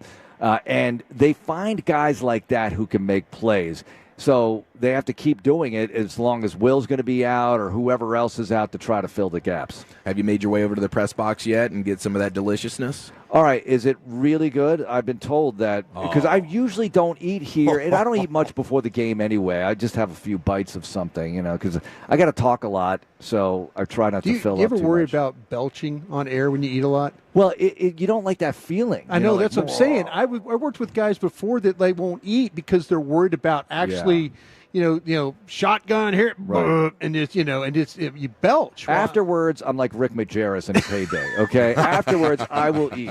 All right, it will happen. Plop down an 18A and just bring all the food. Right? Give me the tomahawk. I'm at it. I love it. Okay, then that's the pro tip. Go snag you a plate, wrap it up, save it for after the game. Very nice. You're not going to want to miss this press box. Mark Vandermeer, ladies and gentlemen, voice of the Texans. Real treat, man. Thank you so much for the time. Likewise, gentlemen. Thank you. Yes, sir. All righty. Now, my goodness, looking at this Texans team right now, you didn't get the Lassiter news. We will catch up with Christy Scales coming up here in just a few minutes. She'll give us the full list of who's in, who's out, but that's a huge one right there for the Texans. He mentioned no Will Anderson. Yeah. That's definitive, so that'll hinder their pass rush at least a little bit, but those corners, as you mentioned, Broaddus, Stingley, Lassiter, these guys are monsters. Yeah, they just do not allow any space on the outside. They play ball hawk football in the back. And Petrie, we didn't even talk about Jalen Petrie and what he's as the Baylor product has been outstanding this year for. They've got 3 guys.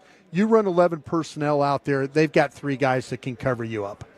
Now, when it comes to the health issues of CeeDee Lamb, hopefully you were getting a full dose of him tonight. Yeah, I before we went on, before the pregame show that we the pregame show, I asked some people in the organization and got back that they were confident that Lamb would be able to go. Hopefully, he will fight through games. Once he starts, he finds a way to finish.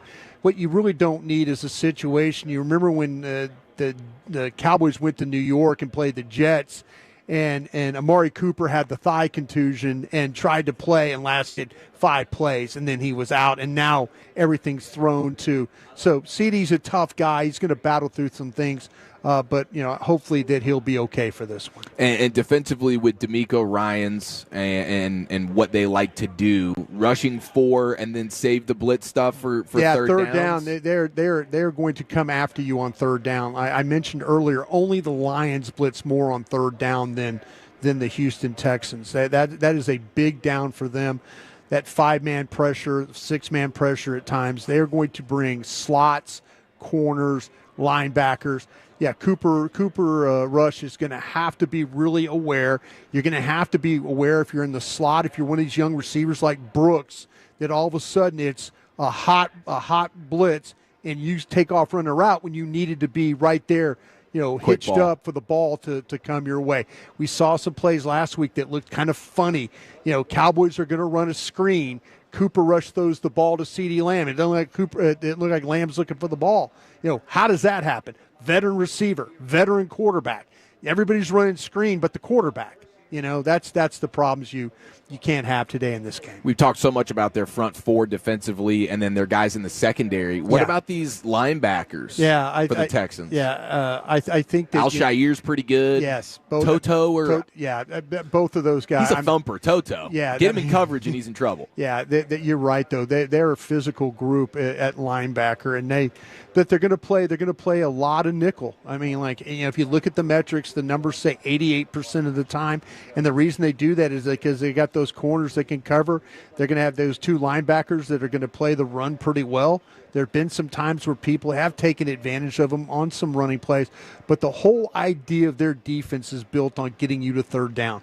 If they feel like and this is why if Dallas can find a way to win on first down, I'm not talking about, 2nd and 9, 2nd and 8 all day. I'm talking about like 2nd and 6, 2nd and 5. You need to make this thing where you can give it, where you have an opportunity on 2nd down to maybe convert. You get into 3rd down against this team, they will kill you. All right, we are just under an hour and 40 minutes to a Cowboy kickoff Monday Night Football here at AT&T Stadium. Let's get the scoop from the best in the business. Cowboy sideline reporter Christy Scales joins us next right here on The Fan. Football season is here, but it's still hot, which means pests like ants, roaches, and mosquitoes are out in force. Luckily, you can trust the pros at Arrow Exterminators.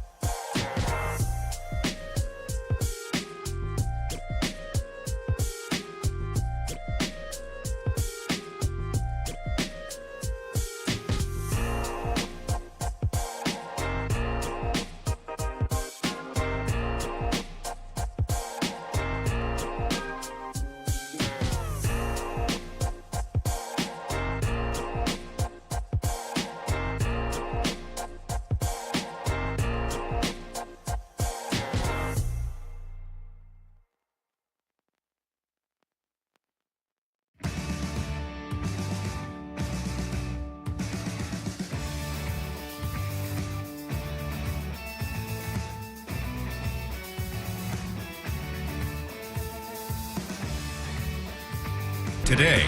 And by DallasCowboys.com. Keep track of the boys with daily podcasts and up-to-the-minute blogging at DallasCowboys.com and on the official Dallas Cowboys app. All right, ladies and gentlemen, it's time to get the scoop from Cowboys sideline reporter Christy Scales as we're just over 90 minutes to a Monday Night Football kickoff here at AT&T Stadium. And Christy, if you wouldn't mind, could you reset us with the breaking news from earlier about the roof situation here at AT&T Stadium? Sure. The plan coming into the evening was to have the roof opened but the doors closed. Right at about 4 o'clock, or just a minute or two after 4 o'clock, they did open the roof. At about 4:20, I happened to be standing in the end zone on the east side and looked and could see a very thin sheet, looked like a thin sheet of a thin piece of sheet metal wafting down, not falling rapidly, but wafting down, landing in the corner of the eastern end zone between the goal line and the 5-yard line. I would say that the sheet was about 5 yards long, maybe about 3.5 feet wide, but very thin. It landed in between the edge of the sideline and one of the field level suites. No one was hurt, and again, it wafted very slowly down. A few minutes after that, I could look up and I could see some maintenance men on the roof kind of looking down and checking out the situation.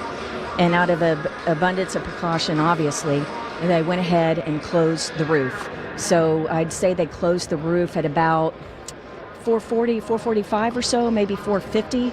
But when the piece of metal came down, it was more at about 4:20 or so. So again, nobody was hurt. And they closed the roof maybe 20, 30 minutes later, and it has remained closed since then.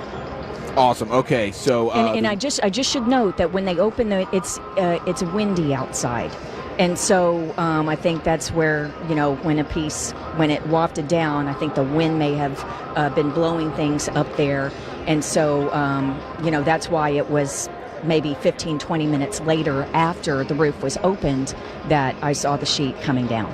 But luckily no one was hurt, and that's the main thing. Well, thank you very much, Christy, for that. You were right on the spot with the information, as thorough as always. Okay, let's try and get to some football stuff here. Cowboys situation at corner.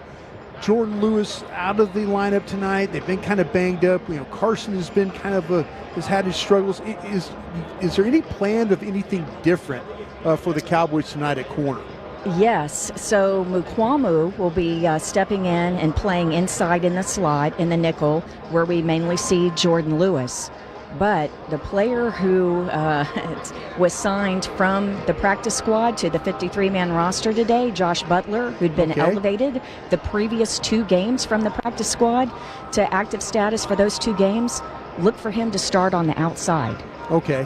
And so for Mukwamu to play on the inside. So Carson, the starters will be Diggs on the outside, Butler on the outside, Mukwamu coming in the nickel. Of course, you're in the nickel so often in the NFL now, so he's going to get plenty of time out there in the slot. And then a player, Keeman Hall, who had a good preseason. Remember, he had the interception return for the touchdown. He was elevated from the practice squad today. And so he will be the backup to Mukwamu there on the inside in the slot. Now, Kalen Carson, who has been starting, who started several games in place of Deron Bland. Deron Bland still not ready to come back yet from that preseason foot injury. Kalen Carson is going to be the backup tonight on the outside. Wow. Okay. All right. Well, that is some surprising news right there. Yeah. And let me say, I asked Jordan Lewis is out here at the game. He's going to be helping coach up the young guys on the sideline.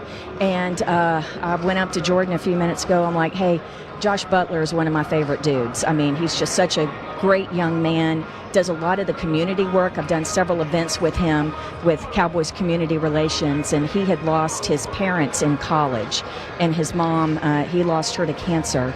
Breast cancer, so he's always at the ready whenever anybody needs anything for that cause. He's always volunteering and at the ready.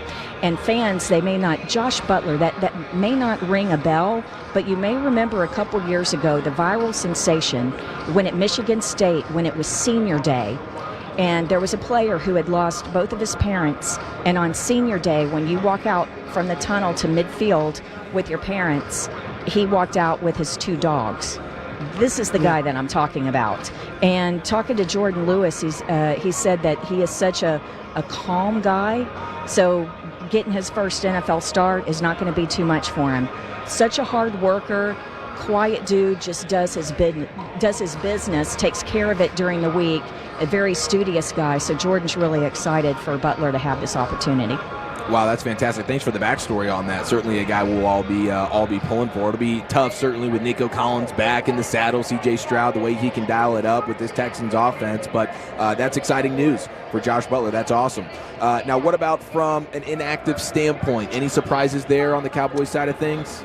Yes. Well, Jalen Brooks is inactive at wide receiver, and that's because Jonathan Mingo will be making his Cowboy debut tonight after coming over from the trade from Carolina. He did not play in last week's game just because he had only 1 practice going into that Philadelphia game. But also C.D. Lamb, and what happened with C.D. on Saturday, it was running a route during practice, and he had back spasms. And so it was very iffy coming into today as to whether he was going to be available. But the fact that CD is available and that Mingo will be making his debut, then Jalen Brooks was basically the odd man out. And speaking of odd man out, a player who's normally active and doesn't start anymore but plays a lot on special teams, Damone Clark, is inactive, so that's kind of unusual, and that's just because they needed to go longer at some of the other positions, namely defensive back. So for our inactives tonight, you have Hunter Lipke inactive, the fullback, Jordan Lewis, who we've already talked about, Damone Clark, backup defensive end KJ Henry, and then you have Matt Waletzko, the backup offensive tackle. And so when we talk about Lipke being inactive, Princeton Fant elevated from the practice squad today, who is going to be a core guy on special teams. And you guys remember seeing Princeton Fant during training camp. Yes. He can play that fullback. Right. He can be the lead blocker. He can be, he's a backup tight end, but he does a lot of the things that Lipke does. And so you don't have to change too much with the offense, because Fant can come in and do, I'm not saying he can necessarily do them as well, but he can do a lot of the things that you count on Lipke to do. I'll tell you what, Christy, it makes me a little nervous as much as the Texans like to blitz.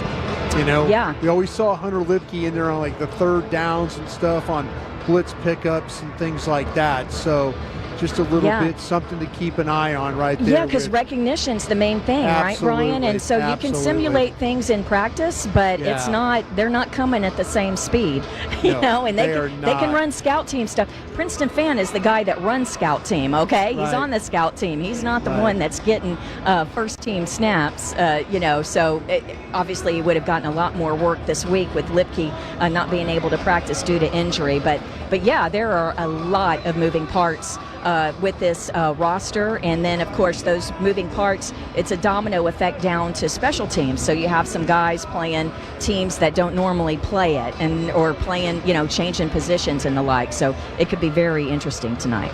Christy, if I'm not mistaken, Jeff Zagina, did he work with D'Amico Ryans or knows D'Amico Ryans? I thought maybe you know something about that, the story with those two? Well, he played alongside him, so they were teammates. That's right. Okay. And then they also coached together. Okay. And so I was talking to Jeff. I'm like, so did you always know D'Amico was going to be a head coach? And he says, yeah, just because he's such a great leader of men. And I'm like, well, the NFL supposedly is full of leaders of men. So what makes him so special? And he said, D'Amico, man, he tells the players, they may not want to hear it, but he tells them the truth, the plain truth. And he says there is no, I will clean it up, there is no BS when it comes to D'Amico. And players have BS meters, right? Detectors. And so I think that's the thing. It's the respect that he has from the players, just because they know he's going to shoot them straight. Christy Scales with us here on The Fan. All three phases, Christy, special teams-wise. Broaddus put in the call for a little trickeration tonight. I don't know, maybe on Monday Night Football they want to flex the special teams trickery muscle. What do you think? Yeah, I agree with that, but of course it's all to the situation, right? even the one that was intercepted, or not. I'm sorry, knocked away. That's the fake punt that was even unsuccessful. more reason, Christy. Even more reason to go back to that well. Yeah, gotta redeem it. No, I agree. And so, hey, the thing, what have I been saying for the last month with like keys to the game? That you have to steal some possessions, right? You do. And sometimes stealing a possession, you're not getting the takeaways like you should or like you need to, but you can steal possessions from the other team by keeping your own going, by not punting, but maybe pulling a fake punt. And I know it didn't work when they tried it a few weeks ago, but Brian Anger, hey, I can tell you on the sideline, I can see when he's, throwing a few tosses, they're trying to be very subtle about it and kind of try and hide it that he's doing it. But I can pretty much tell when they're coming on the sideline by whether or not Brian is warming up his arm, once it gets to second or third down. So he's throwing into the net, not punting into the net. Is that exactly. What you're saying? So what they'll do is they'll send Trent Sig or Brandon Aubrey down, and so they make it look like he's throwing it, to kind of, give it to the guys. But what he's really doing is warming his arm up. Gotcha. Hilarious. You expecting a lot of Texans fans here tonight, Christy? I am, just because the last time they played here, well, the few times that they played here and the first couple times, the team wasn't really that good. Yeah. And yet the Texans fan really showed out. And I can see the fans clad in red and Houston Texans red, because there are the white towels tonight from Bank of America that are covering the 80,000 seats.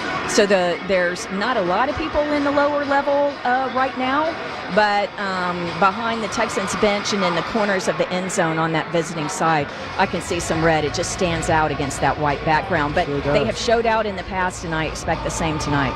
Well, Christy, you're the best. We appreciate all the information as always, and we look forward to catching up with you again next hour. Sounds good. Thanks, guys. There she goes, Cowboys sideline reporter, best in the business, Christy Scales, always bringing us the scoop right here. Yeah, I would imagine a lot of Texans fans in the building. That red will pop for sure. It will. And you just got to think, if you're doing the punt pass deal, I think you got to go into the locker room to practice those passes. I don't think you can be doing that on the sidelines, but that's just me. All right, that's just me. Here at AT&T Stadium, let's keep this party rocking here. An hour and 20 minutes to kick off, and let's keep previewing the matchup with Super Bowl champion Bryan Broaddus. Plus, we'll hear from Cowboys head coach Mike McCarthy, and we'll go into the owner's box with the Jones boys. That's all next right here on The Fan. This is Micah Parsons from the Dallas Cowboys, teaming up with SWBC. Whether I'm buying a home, looking for a PEO to take care of my HR and payroll needs, or giving my employees the benefits they deserve, I'm turning to SWBC.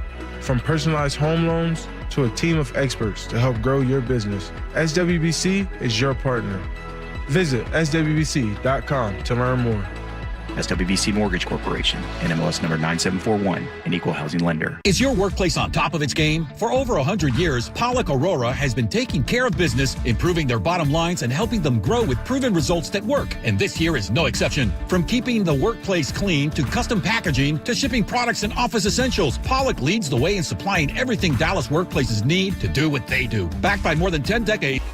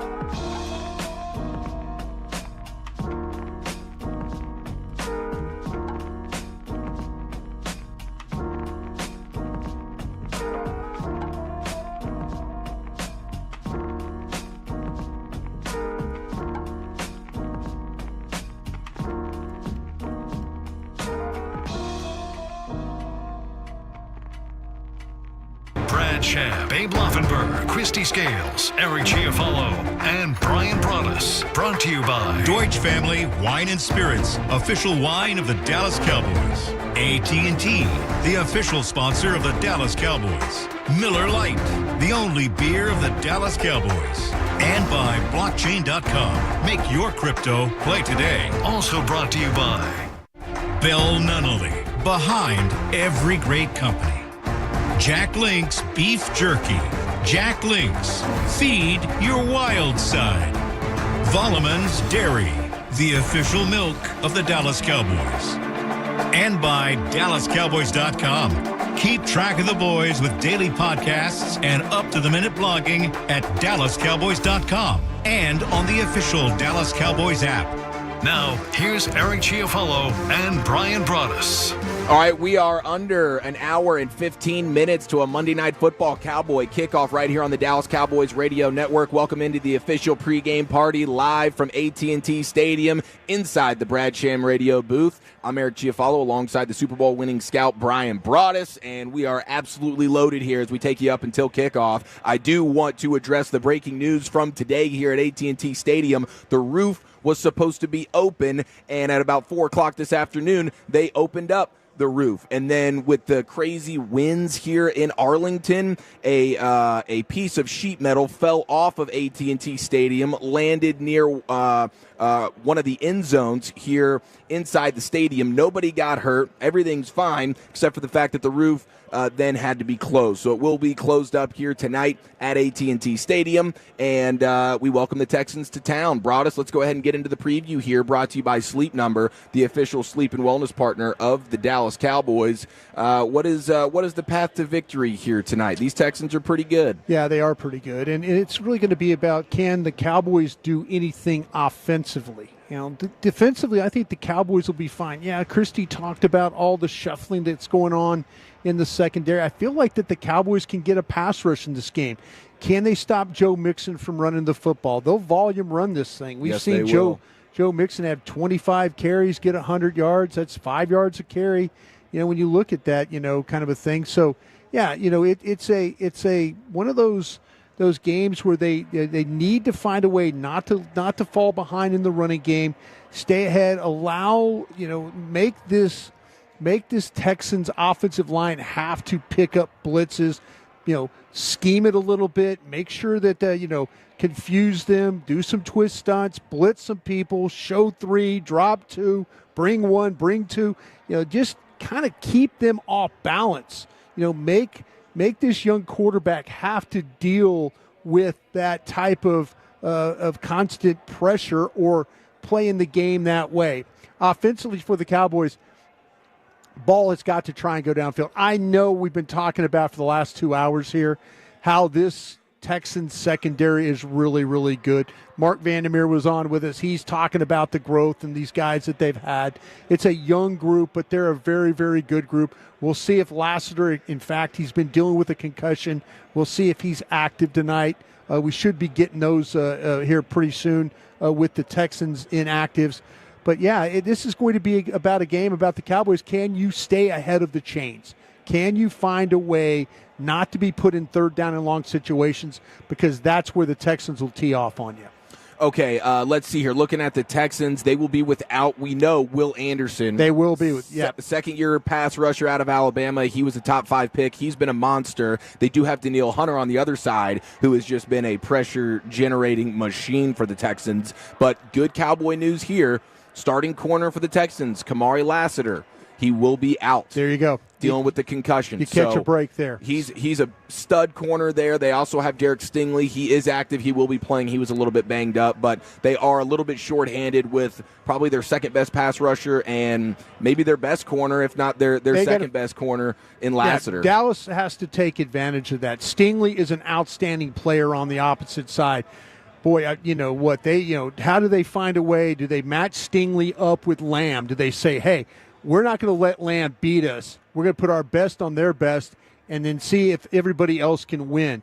If that turns into the case today, you're going to have to find, with Mingo and then also, with Tolbert, those guys, Turpin, they're going to have to find a way to win. Ferguson's going to have to find a way to win. The thing about the Texans, though, is they've got 3 corners that can all cover. They're two. They're just down one guy. They've got with Petrie, he could play in the slot. How much do you want to try and move and maybe if you can match up with match up Lamb with the corners that aren't named Petrie or Stingley, and that's going to be the chess match, as you would say, going into this game. You mentioned Jonathan Mingo making his Cowboys debut tonight, the wide receiver that the Cowboys traded a 4th-round pick for a couple of weeks ago from the Carolina Panthers. What can we expect to see from him tonight? Man, that's a great question. Everybody seems to be talking very positively about him and what he's been able to do. Inactive last week. This is the 2nd week now he's been with the team, getting to practice full time. You got to like the size. They've got to find a way to separate tonight. They got to make some easy throws for Cooper Rush, and they've got to. And even if Trey Lance gets in there, but if everything turns into tight window throws, it's going to be a problem tonight. We saw what happened. Cooper Rush is more willing to get the ball out of his hand and check it down. That's what the Texans are going to do. They're going to say, hey, listen, if you want to sit there and throw the ball underneath all day, we'll just rally and tackle. Dallas has got to find a way to get some separation in that secondary. Mingo could be a guy like that. Big guy. You can run him on the slants. You can run him down the field. You can run him on the deep in cuts and find a way to make plays. He played in Carolina where they had trouble getting him the football. Now, we'll see. Can Cooper Rush get him the football? That's something that they'll have to deal with tonight. Yes, please God, Cooper Rush, let's have more than 45 yards passing like you had last week. Let's have more than 3 yards per completion. Yeah. That would be a nice step in the right direction. Of course, Rico Dowdle getting the vote of confidence there and the starting nod officially for the Cowboys. Mike McCarthy talking about that. We'll hear from Mike McCarthy in the Coach's Corner coming up here in a few minutes with his conversation with Brad Sham. But more Rico Dowdle tonight. I guess that's good news, right? It's got to be. Best guy. Yeah, it's got to be. They've got to find a way to. Dallas has got to be, and this is the old cliche that people in pregame shows always say: you got to be balanced. Yeah, Dallas needs to be balanced tonight, and they just have to stay ahead of the chains. I can't express that any more than I am right now. If you stay ahead of the chains like you did against Pittsburgh Steelers, you do have a chance to win this football game. You fall behind, you get in long yardage situations all game, it's going to be a stressful contest for the Cowboys offensively. Now, for the Cowboys inactives, no Jordan Lewis tonight. Right. So that shakes things the neck up injury, yeah. in the secondary quite a bit. And Christy Scales informed us that it's going to be a lot of Izzy McQuamu and a lot of Josh Butler, huh? So yes. The rookie Kalen Carson kind of, hey, let's take a bit of a break. I'd heard some whispers that McQuamu was going to get the opportunity. I didn't know that they were going with Butler, though. That's a surprise. That is a little bit of a surprise right there. But, Christy talked about him. Great kid, very competitive. We've seen him. We've seen Hall. We've seen guys like that get opportunities. This will be a big test today with what's going on with these receivers, with Collins, with Dell. They're going to put some pressure on you throwing the football tonight. Yeah, Nico Collins has been out for the last month or so for the Texans. Their offense has suffered quite a bit because he is one of the most explosive receivers in the league. He's over 100 yards per game in the games that he's played this year. C.J. Stroud's numbers are so much better, night and day better, when Nico Collins is on the field and they get him back tonight. Is that a guy you got to double cover basically every time out? Well, the problem is, though, you could shade, the Cowboys safeties haven't exactly been great in coverage. Sure. We've seen what's happened with Wilson. I think you're asking Wilson to do things he's not really capable of. I think you have to put him down in the box, don't make him have to play in a bunch of space. But Malik Hooker, do you shade the Collins side? That his money is, he likes to run that big body, will run those slants, run those in cuts. As a safety, you have to be aware. You have to think, okay, there he is. Is the split far enough outside where all of a sudden, that's going to be an in-breaking route? Is that going to be a slant? These are all things that you have to kind of be ready for if you're Malik Hooker. Cowboys safeties can't have a bad game tonight. Not as many, not the way the ball goes inside for the Texans. The linebackers, everybody's got to be on the same page. We can also see Cowboys secondary and linebackers, like last week, the Eagles, 3 guys to one side, 4 guys go in coverage, and now there's nobody on the backside, and then you had Hurts just run. Stroud, he'll move around, he'll run, he'll do what he has to do. But, man, you cannot allow the quarterback just to take off and run for 24, 25 yards at any time. No doubt about it. All right, we're just getting started here on the official pregame show of America's team. Just over an hour to kick off Monday Night Football here at AT&T Stadium. Let's get the coach's corner. It's Brad Sham, voice of the Cowboys, standing by with Cowboys head coach Mike McCarthy. That's coming up next. You're listening to the Dallas Cowboys Radio Network. Miller Lite is brewed with great taste and only great taste. The Miller Brewing Company would like...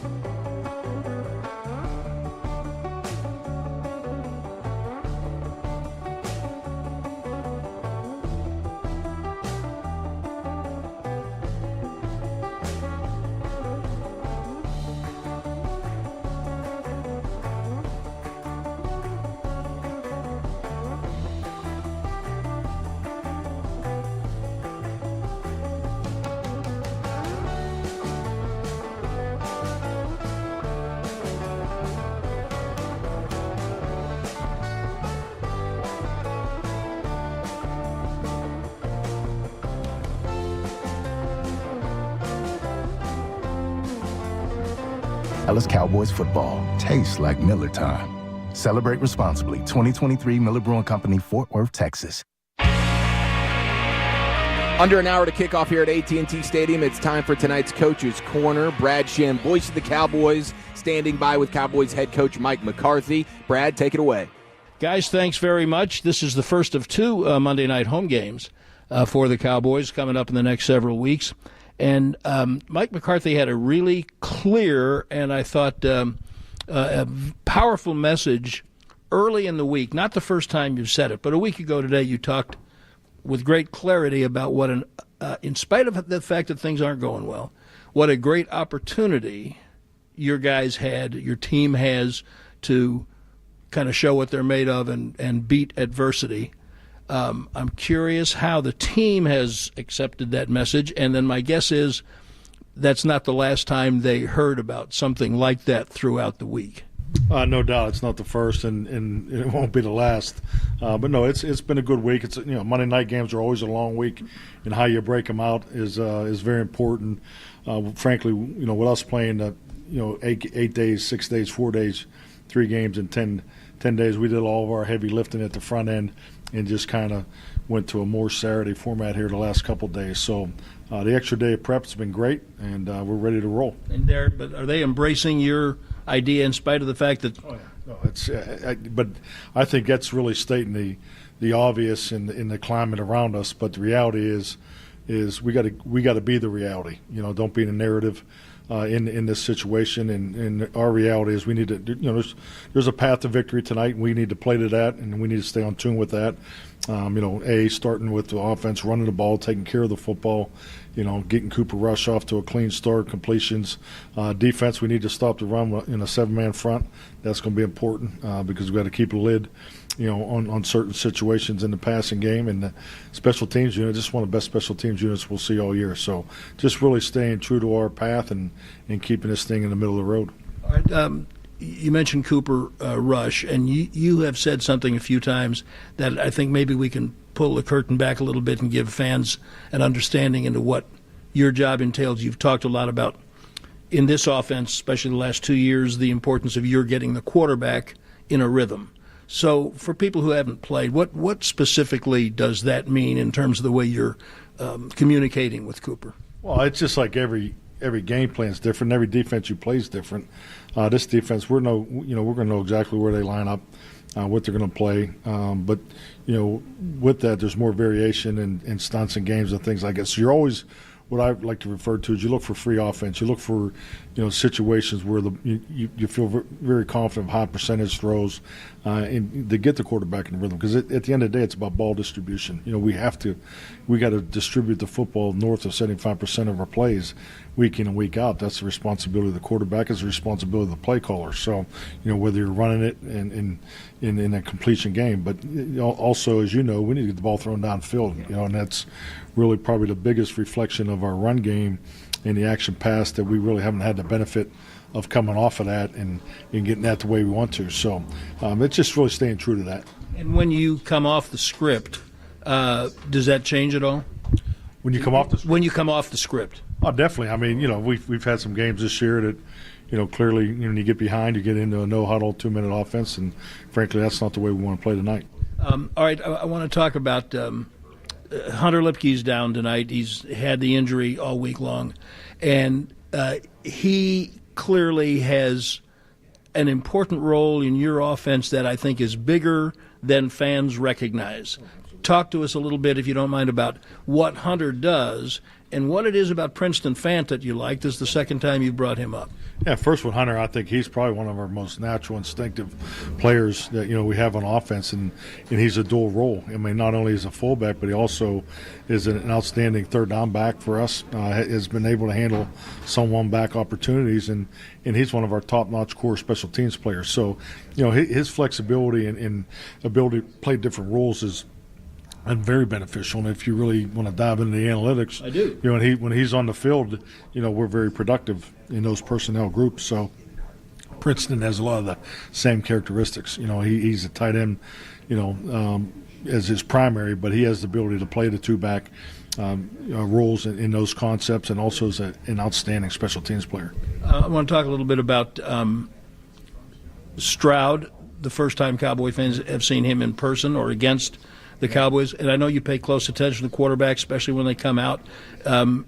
Is he what you expected? Better, faster, sooner? What do you like about it? Well, I think we all were so impressed with how fast, but yeah, definitely the arm talent was very evident coming out of Ohio State, and just in particularly, he can make all the throws. But and I think you and I talked about this earlier in the week. I've just been really impressed with the pressure throws that he's able to make from the phone booth, the ability to slide in the pocket, and I think he's very, very smart when he does run, because he still has mobility, challenges for us, and we got to make sure we keep him in the pocket. But yes, I think he's a very, very talented passer. Last thing, one more thing about one of your defensive guys. Carl Lawson's give you a little pass rush the last couple of weeks, and I talked to him during the week. He's a very confident young man, and you can tell from his play that he's starting to feel what he used to be before some of his injuries. Where do you think he is? What do you like about him now? I think, number one, just, getting in game shape early in camp, getting used to, how we're playing, systematically here. But he's a power player. He has great resolve, as far as the ability to keep working through the play, playing above the 2.3. His physicality is something that we've enjoyed. But Carl's getting more and more comfortable each and every week. All right, I appreciate it. Have fun today. All right, thank you, Brad. All right, fellas, back to you. Thank you, Brad Shem. We're live in the Brad Shem radio booth, and it's star-studded up in here, man. I mean, it's just a who's who revolving door of legendary folks coming in here wanting to shake the hand of Brad Shem. We just had Kevin Harlan in the building. How cool was that, bro? That was absolutely fantastic. That dude, I mean, wow, what a presence. He smells incredible. He left a beautiful stench here in the broadcast room right now. I'm kind of pinching myself, and I just ruined a photo that I tried to take. I was about to say, the stench you left, don't ever ask you to take a picture of anybody. I can't believe what did you do? Were you nervous? I wasn't. I mean, I'd like to think I was composed in the pocket. You but weren't. You hammered, hit that button 3 times, and it was like Blair Witch Project. I hand the phone back to Ruben, our engineer, who was just excited to take a picture with Kevin Harlan. He's like, huge basketball guy. Huge basketball. Totally. And Kevin Harlan, the legend of been doing basketball or. How about Kevin Harlan though? Even like Ruben, like he had the picture facing out. And then, like we had to scramble because of your inability to get that done. And so now he's like, and Kevin Harlan goes, "Is the background okay?" And this crappy background that you have to use now. Yeah, it's fine. I'm just wow, just a total fumble on my part, man. I hope the team plays better than what your ability as a young person taking pictures. Well, I just hope it's better. It's the biggest boomer moment of my life, and I would expect something like me, it didn't work. Yeah, that was bad. But between that gaffe I just had, between shrapnel falling off the roof here at AT&T Stadium, I'm sure we're in store for an absolute doozy tonight, Monday Night Football here on the Dallas Cowboys Radio Network. I did just see a clip. Dak Prescott, who underwent surgery on his right hamstring on Wednesday of this week. He's here at AT&T Stadium, crutching around. He's got a bit of a leg brace there on that right leg, but he seems to be in good spirits, and hopefully we get a speedy recovery from 4. Yep, absolutely. Him and Britt Brown are going to work extremely hard. They always do. When things like this happen to Dak. Unfortunately, it seems like it's major things that happen to Dak, and that's the older you get, the harder it is to rally back from those. No doubt about it, dude. No doubt about it. Okay, so offensively tonight, Cooper Rush, of course, getting the start. Yeah. Do you think we get a little bit more of Trey Lance tonight? Do you think that'll be something that they're going to try and implement? Yeah, I would think maybe early in the game. I'm not thinking second half action. I haven't talked to anybody over there about the rotation. I did get the feeling though, in talking to some people over the weekend though, that it might be closer to full-time Trey Lance time. So in the coming weeks So we'll keep an eye on that tonight. But I kind of feel like that if you want to kind of throw the Texans and DeMeco Ryans something a little bit different offensively, put Trey Lance into the second series of the game and try and kind of do some things running the football, and maybe you could pop a run or two, maybe throw the ball with him a little bit. But I just think that it's better to do that than in the into the third quarter where it's the game is Out of hand. decided. Yeah. I mean, is there anybody defensively? It's a pretty good Texans defense. Yeah. Lassiter's going to be out, one of their starting corners. That's huge. But is there anybody that you can attack here? Do you see any soft spots in the passing game or in the run game? You know, I kind of feel like with this linebacking corps, they're just so good in the second. I'm interested to see who the replacement is for Lassiter at the cornerback. You know, they activated Jeff Okudah, you know, the SGP's own. South Grand Prairie's own, yeah. And so I wonder if they're in a situation where Okudah could be involved. We'll see also then maybe Hollerman. You know, they've got a couple of different options that they can use there. But I whoever that is, I tell you, it would be better to attack that player than go after Stingley or go after Petrie. I think those are going to be the two areas you want to stay away from. Those are some big-time ball hawks back there. Yeah. And, you know, the one thing about the Texans' defense, they haven't been great in the red zone. Last week, the Cowboys had great opportunities, defense gifting the offense opportunities inside the 5-yard line, and they were unable to punch it in. Hopefully, tonight they're able to capitalize on some of those things and certainly offensively be able to sustain some drives. Maybe they pull out some trickeration. You have the Jonathan Mingo debut tonight, so they'll try and get him acclimated as quickly as possible. And then, of course, a healthy dose of Rico Dowdle at the running back position. So we'll see what the Cowboys offense has in store for us tonight. All right, we are continuing here on the pregame show. Just over 45 minutes to kick off Monday Night Football at AT&T Stadium. Let's go inside the owner's box with the NFL's all-time leading rusher, Emmitt Smith. He's standing by with Christy Scales. That's next. Dallas Cowboys football will continue in a moment. Dallas football fans, have you heard Buffalo Wild Wings has 2 new limited-time sauces? Whether you're watching the game at the sports bar or ordering straight to your couch, Buffalo Wild Wings has all the sauces for you and your friends. Try the maple chipotle sauce for rich maple sweetness and a mild, smoky chipotle heat.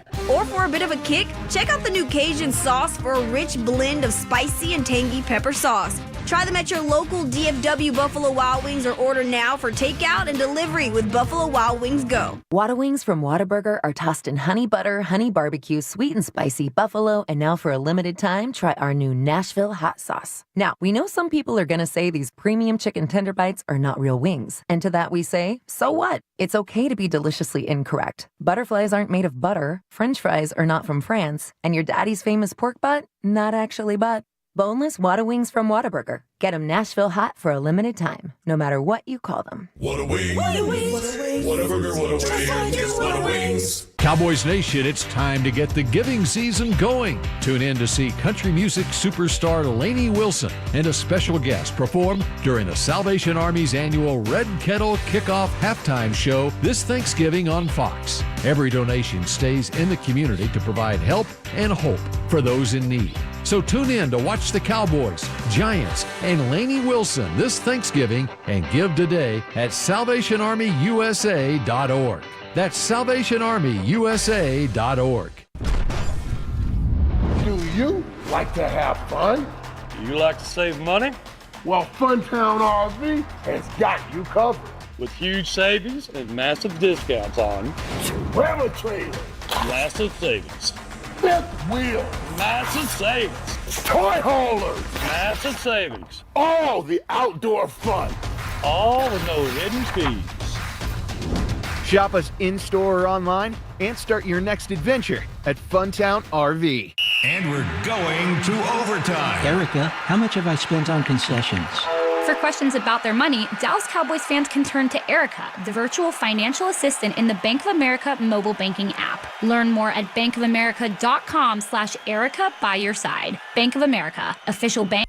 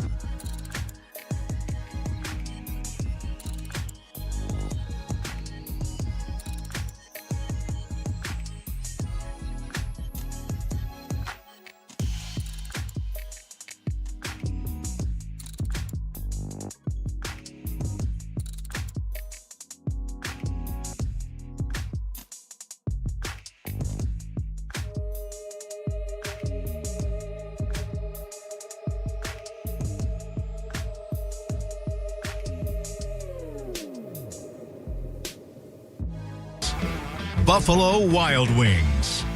Blockchain.com. Blockchain.com. Make your crypto play today. And by DallasCowboys.com. Keep track of the boys with daily podcasts and up-to-the-minute blogging at DallasCowboys.com and on the official Dallas Cowboys app. Here's Eric Chiofalo and Bryan Broaddus. All right, we're under 45 minutes to kick off here at AT&T Stadium. Monday Night Football with the Texans in town. It's time to go into the owner's box with Christy Scales standing by with the NFL's all-time leading rusher, Emmitt Smith. Christy, take it away. Well, we have star power in the owner's box tonight, Hall of Famer Emmitt Smith. And Emmitt, you and I were at an event last night. We were visiting, and one of the things that came up is the Cowboys' run game. Mm-hmm. And Rico Dowdle this past week, Mike McCarthy stated publicly that Rico's the lead back. And we've known, he's been getting the majority of the work the previous few weeks. Right. But what do you think it means to Rico, if anything, that publicly now everyone knows he's the guy? I think it's very important for every player to know if they are the one. And they know what role they have to play. They know how to prepare mentally, physically, and emotionally for that position. He's coming into today's game with that expectation of getting the rock, and he's going to have his opportunities. Not to say that he didn't have the same type of expectation, but when you're the number one, when you're the number two, you're sitting there waiting. You don't have to wait any longer. They starting the game off with him on the field. And so at some point in that first series, he's going to get a carry or two, maybe three. Or the ball is going to come his way a multitude of times. So mentally, I think he's locked in. He's ready. He's excited. I know what it's like to be in that number one position, especially when you're being given the go-ahead to do such. Yeah, you're locked in and you're ready. And it looks like the first half last week against the Eagles, the run game really had it going. Yeah, it had it going until we start making mistakes again. We can't keep shooting ourselves in the foot and giving others opportunities, get the opposing team more opportunities and reducing our opportunities to do things. The run game with the Dallas Cowboys has been somewhat questionable, all because we've been turning the ball over a little bit lately, and therefore we're losing possessions, and therefore we don't have many opportunities. And so we falling behind quickly too. So therefore they abandon the run game to try to pass the ball a little more so we can get back in the game. And that's never a recipe for success. You were visiting earlier with your old teammate Troy Aikman, and one of the things with Troy, if there were games where he wasn't available and you had the Bernie Kosars or the Jason Garretts of the world that came in and had success running the offense, I know that it was because they could rely on the run game. So the rest of the way, not just tonight, but the rest of the way without Dak Prescott, how important is it for Cooper Rush to really have this run game going? I agree with what you just said. For me, knowing that Troy's not on the football field, I was playing with Bernie Kosar or Rodney Peete, or I was playing with Jason Garrett. I knew North Turner and Ernie Zampese, we knew they were going to lean on the run game. And I knew my carries, if I averaged 20 carries a game, I knew it was going up to 25 or 30. I was going to touch the ball somewhere around it, and I was prepared mentally to touch the ball that many times. So mentally, physically, and emotionally, I was prepared to go out and do what I needed to do to help our ball club win. But when they're leaning on you like that, the line also knows that we have to do things in the run game so they can fire off on people and hit people in the mouth versus pass setting the whole time and getting hit in the mouth. It's a different thing. The mindset is completely different. You play tougher football that way, and that's the way I grew up playing football. That's the way I know how to play football. That's the way I love playing football, and that's what I would love to see us get back to that kind of level of focus, that level of commitment to the run game. And Emmitt, as we're talking, the producers in my ear, Zach and Peyton, they can say, hey, Emmitt's talking about playing with Troy. They're both down there. Can we get you to suit up for maybe just one quarter, 2 series? It was only a commercial called I'm Retired. I'm retired, and I'm staying retired. Thanks for taking time to visit with us. Thank you. Hey, that's Emmitt Smith with a view from the Cowboys sideline ahead of tonight's primetime matchup, Texans and Cowboys. As we continue counting down to kickoff, let's rejoin Eric and Bryan. Thank you so much, Christy. And tonight's Owner's Box is brought to you by Yeti, the official cooler of the Dallas Cowboys and the Dallas Cowboys cheerleaders. Now we get to know the enemy, brought to you by Arrow Exterminators, the official pest control provider of the Dallas Cowboys. And this is of note about the Texans. They've outscored their opponents 142-85 in the first half of games this season. That's fourth in the league. But the Texans have been outscored 141-82 in the second half this season. Yeah. That's 31st out of 32 in the league. They're a first-half team. They've struggled in the second half. Perhaps the Cowboys can keep things close at halftime, and that would be kind of a change of pace situation here at AT&T Stadium because the Cowboys, I mean, my goodness, they've been outscored 153-59. That's a minus 94-point differential at home this season. That's the worst margin in the league. So hopefully you keep it close in the first half and then try and pull out something special there in half number 2 because that's when the Texans struggle the most. All right, Broaddus, it's time for tonight's Zebra Report. What you got about the referee crew? Yeah, we go right now from last week you had Alex Kemp, who was a top 3 when it came to number of calls being made in a game. And you stay in the top 5, though, with Craig Wallstad. He's going to be your official tonight. Offensive holding is a big part of their game. The calls that they make, 14 of those calls against the home team, 9 against the away team. Another one that I want to kind of focus on here, Eric, is delay of the game. I have never seen a number this big for delay of the game. And Craig Wallstad's crew has 11 delay of the game penalties called this year, 5 against the home team, 6 against the aways. That's a big number right there. That is some clock watching right there, that they're not going to let this thing go down to, like double zeros and all of a sudden it's, just let the play go. These guys are watching it. If that thing gets close, this crew is going to call. So keep an eye on that. Quick whistle there. Crowd noise could be, maybe a little bit of a problem. We'll see if that affects the Texans or even affects the Cowboys. Defensive offsides is another big one for these guys. It's 10 of those, 6 for the homes, 4 for the aways. Defensive pass interference, they've had 9 of those calls. What's amazing about their defensive pass interference calls, of the 9 calls they've had, they've accounted for 171 yards. So some massive defensive pass interference calls. Down the field, stuff like that. Another thing you need to keep an eye on is an eligible man downfield. That seems to be something that they've had to deal with. Linemen like to get downfield on these screen passes, stuff behind the line of scrimmage. Maybe a lineman floats down while the quarterback's scrambling around a little bit. So those are the calls that you're going to have to deal with tonight. Okay, thank you. Now, what about the screen game? Because a lot of times those linemen downfield, the screen game, stuff like that. Do the Texans have a pretty impressive screen? Haven't noticed anything about their, Mixon can catch the ball. Right. I mean, and you watch him. They have the ability, and you have a quarterback that's got a little bit of some touch. You might see some stuff with the wide receiver screens, a little bit more with Dell and those, but I haven't noticed anything where these back screens, where we've seen some other teams in the past that played the Cowboys, that's been a big, like the 49ers and others, the Falcons. Those are the types of teams that kind of throw those screens at you more often than not. Gotcha. Yeah, I mean, I do think the Cowboys defensively will have some good series. They had some good ones last week versus Philadelphia. Things are starting to come together a little bit more on the defensive line. Certainly helps having Micah Parsons back and Zimmer being able to be a little bit more creative with the way that he likes to do some blitz packages and stuff in those obvious passing situations. But Houston loves to run the ball on early downs with Joe Mixon, and they end up in a lot of 3rd and longs because of it. Houston, 30% success rate on early down runs. That's 2nd or 3rd worst in the entire league. So they end up in a lot of 3rd and longs. If you can bottle up Mixon on those 1st and 2nd down runs, now C.J. Stroud, here's a 3rd and 8 for you.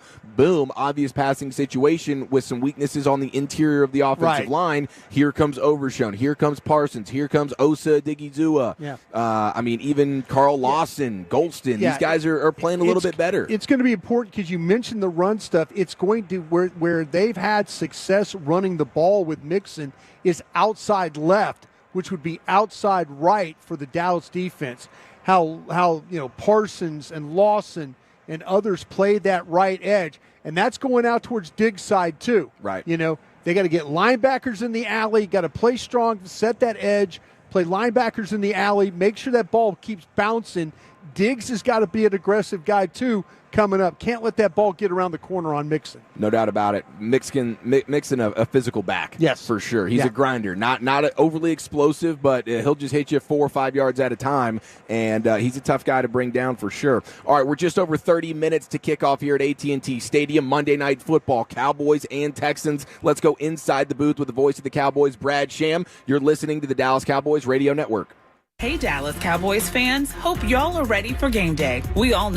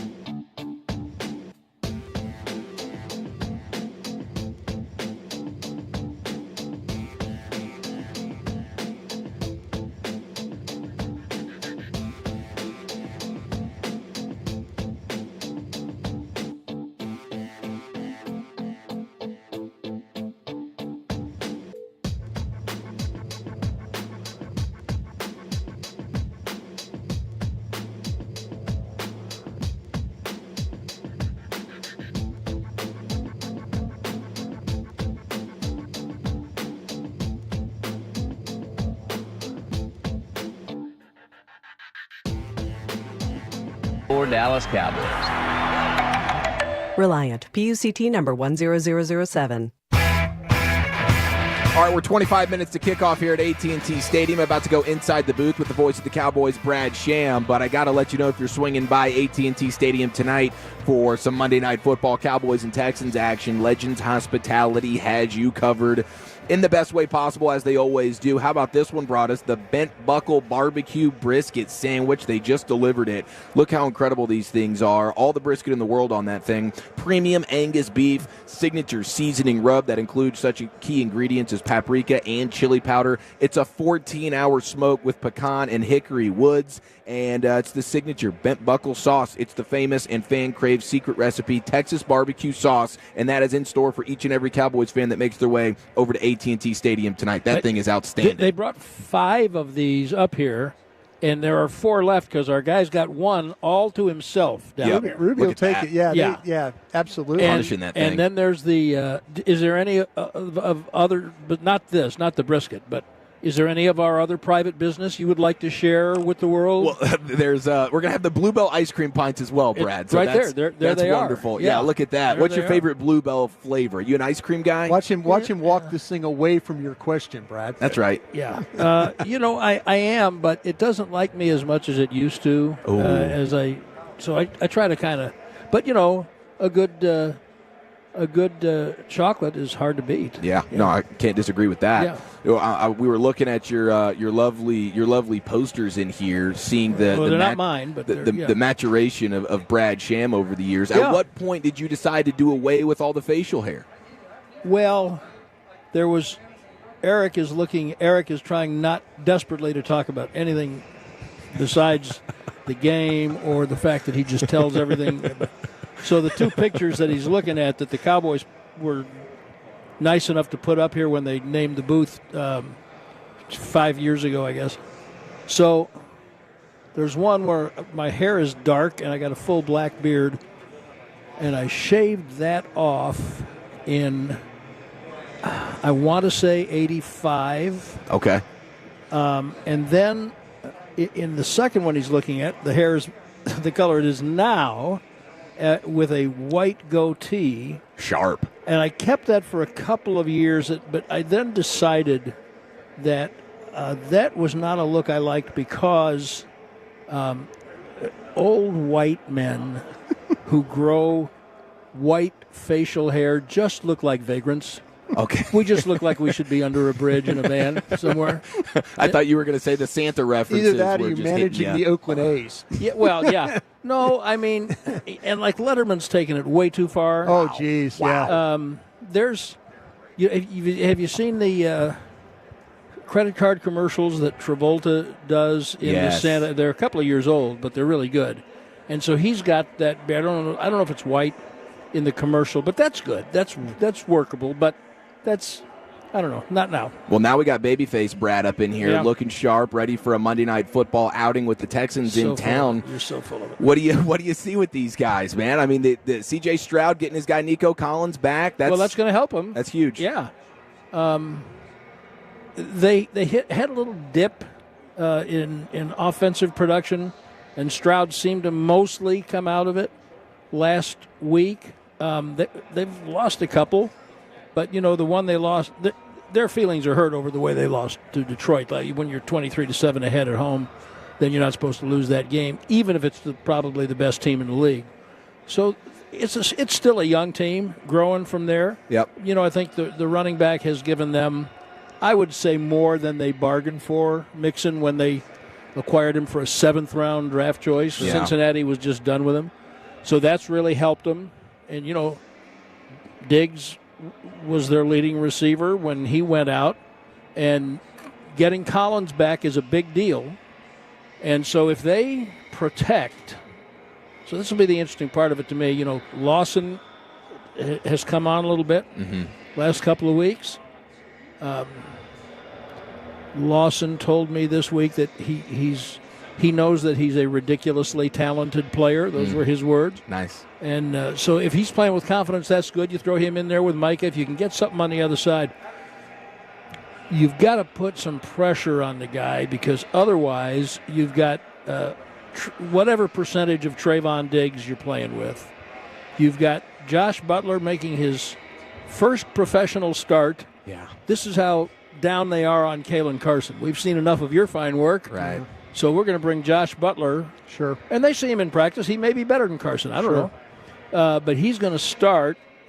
Missing Jordan Lewis, Eric, is not good news. No. He's the guts of certainly the secondary. Right.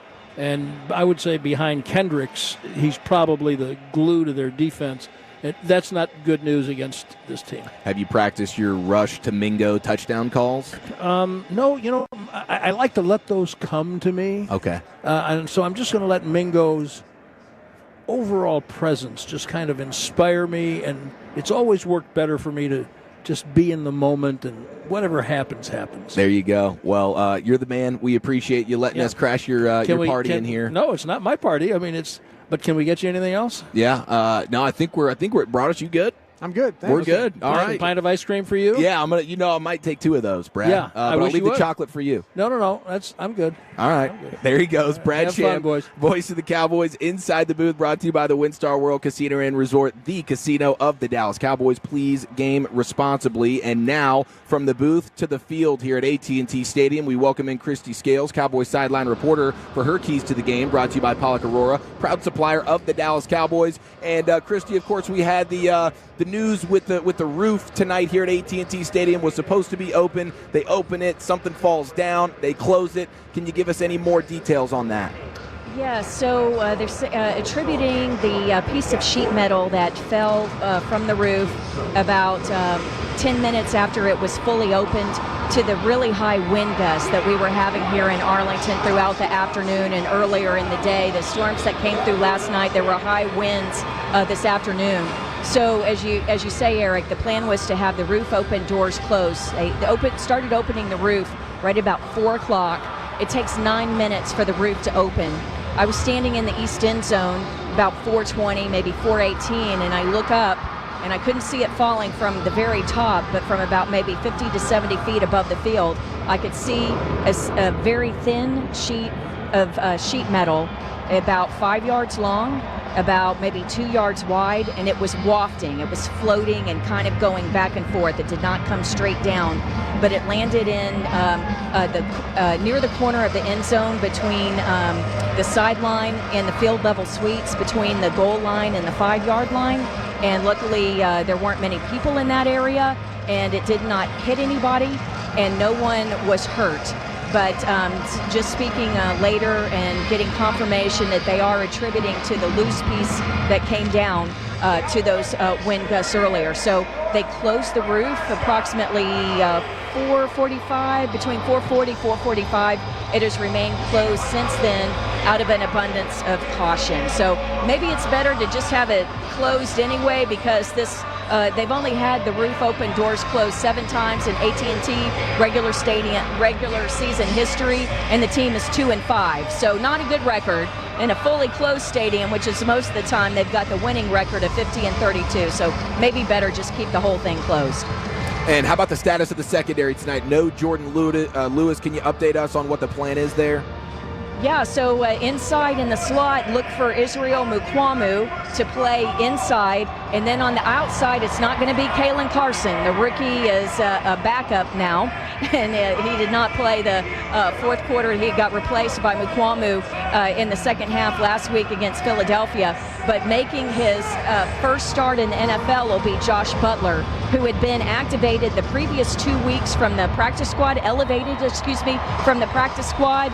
And then when Dak was placed on injured reserve today, they went ahead and used that roster spot and signed Josh Butler from the practice squad to the 53-man roster. So very excited for this young man, talking with Jordan Lewis about him earlier, just what a serious guy he is, quiet, hardworking, and really looking for him to translate what he's shown in practice and have success today in his first NFL start. Wonderful, Christy. Anything else we need to know before kickoff here?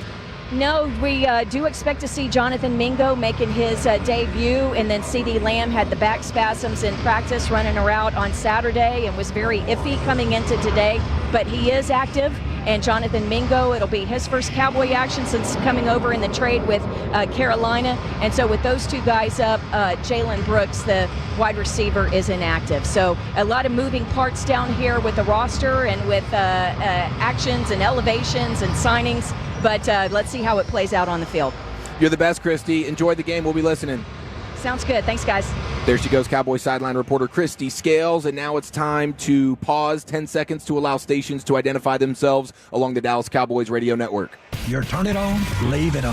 Home of America's team is 105.3 The Fan. Hello, baby. KRLD-FM and HD1, Dallas-Fort Worth. An Odyssey sports station.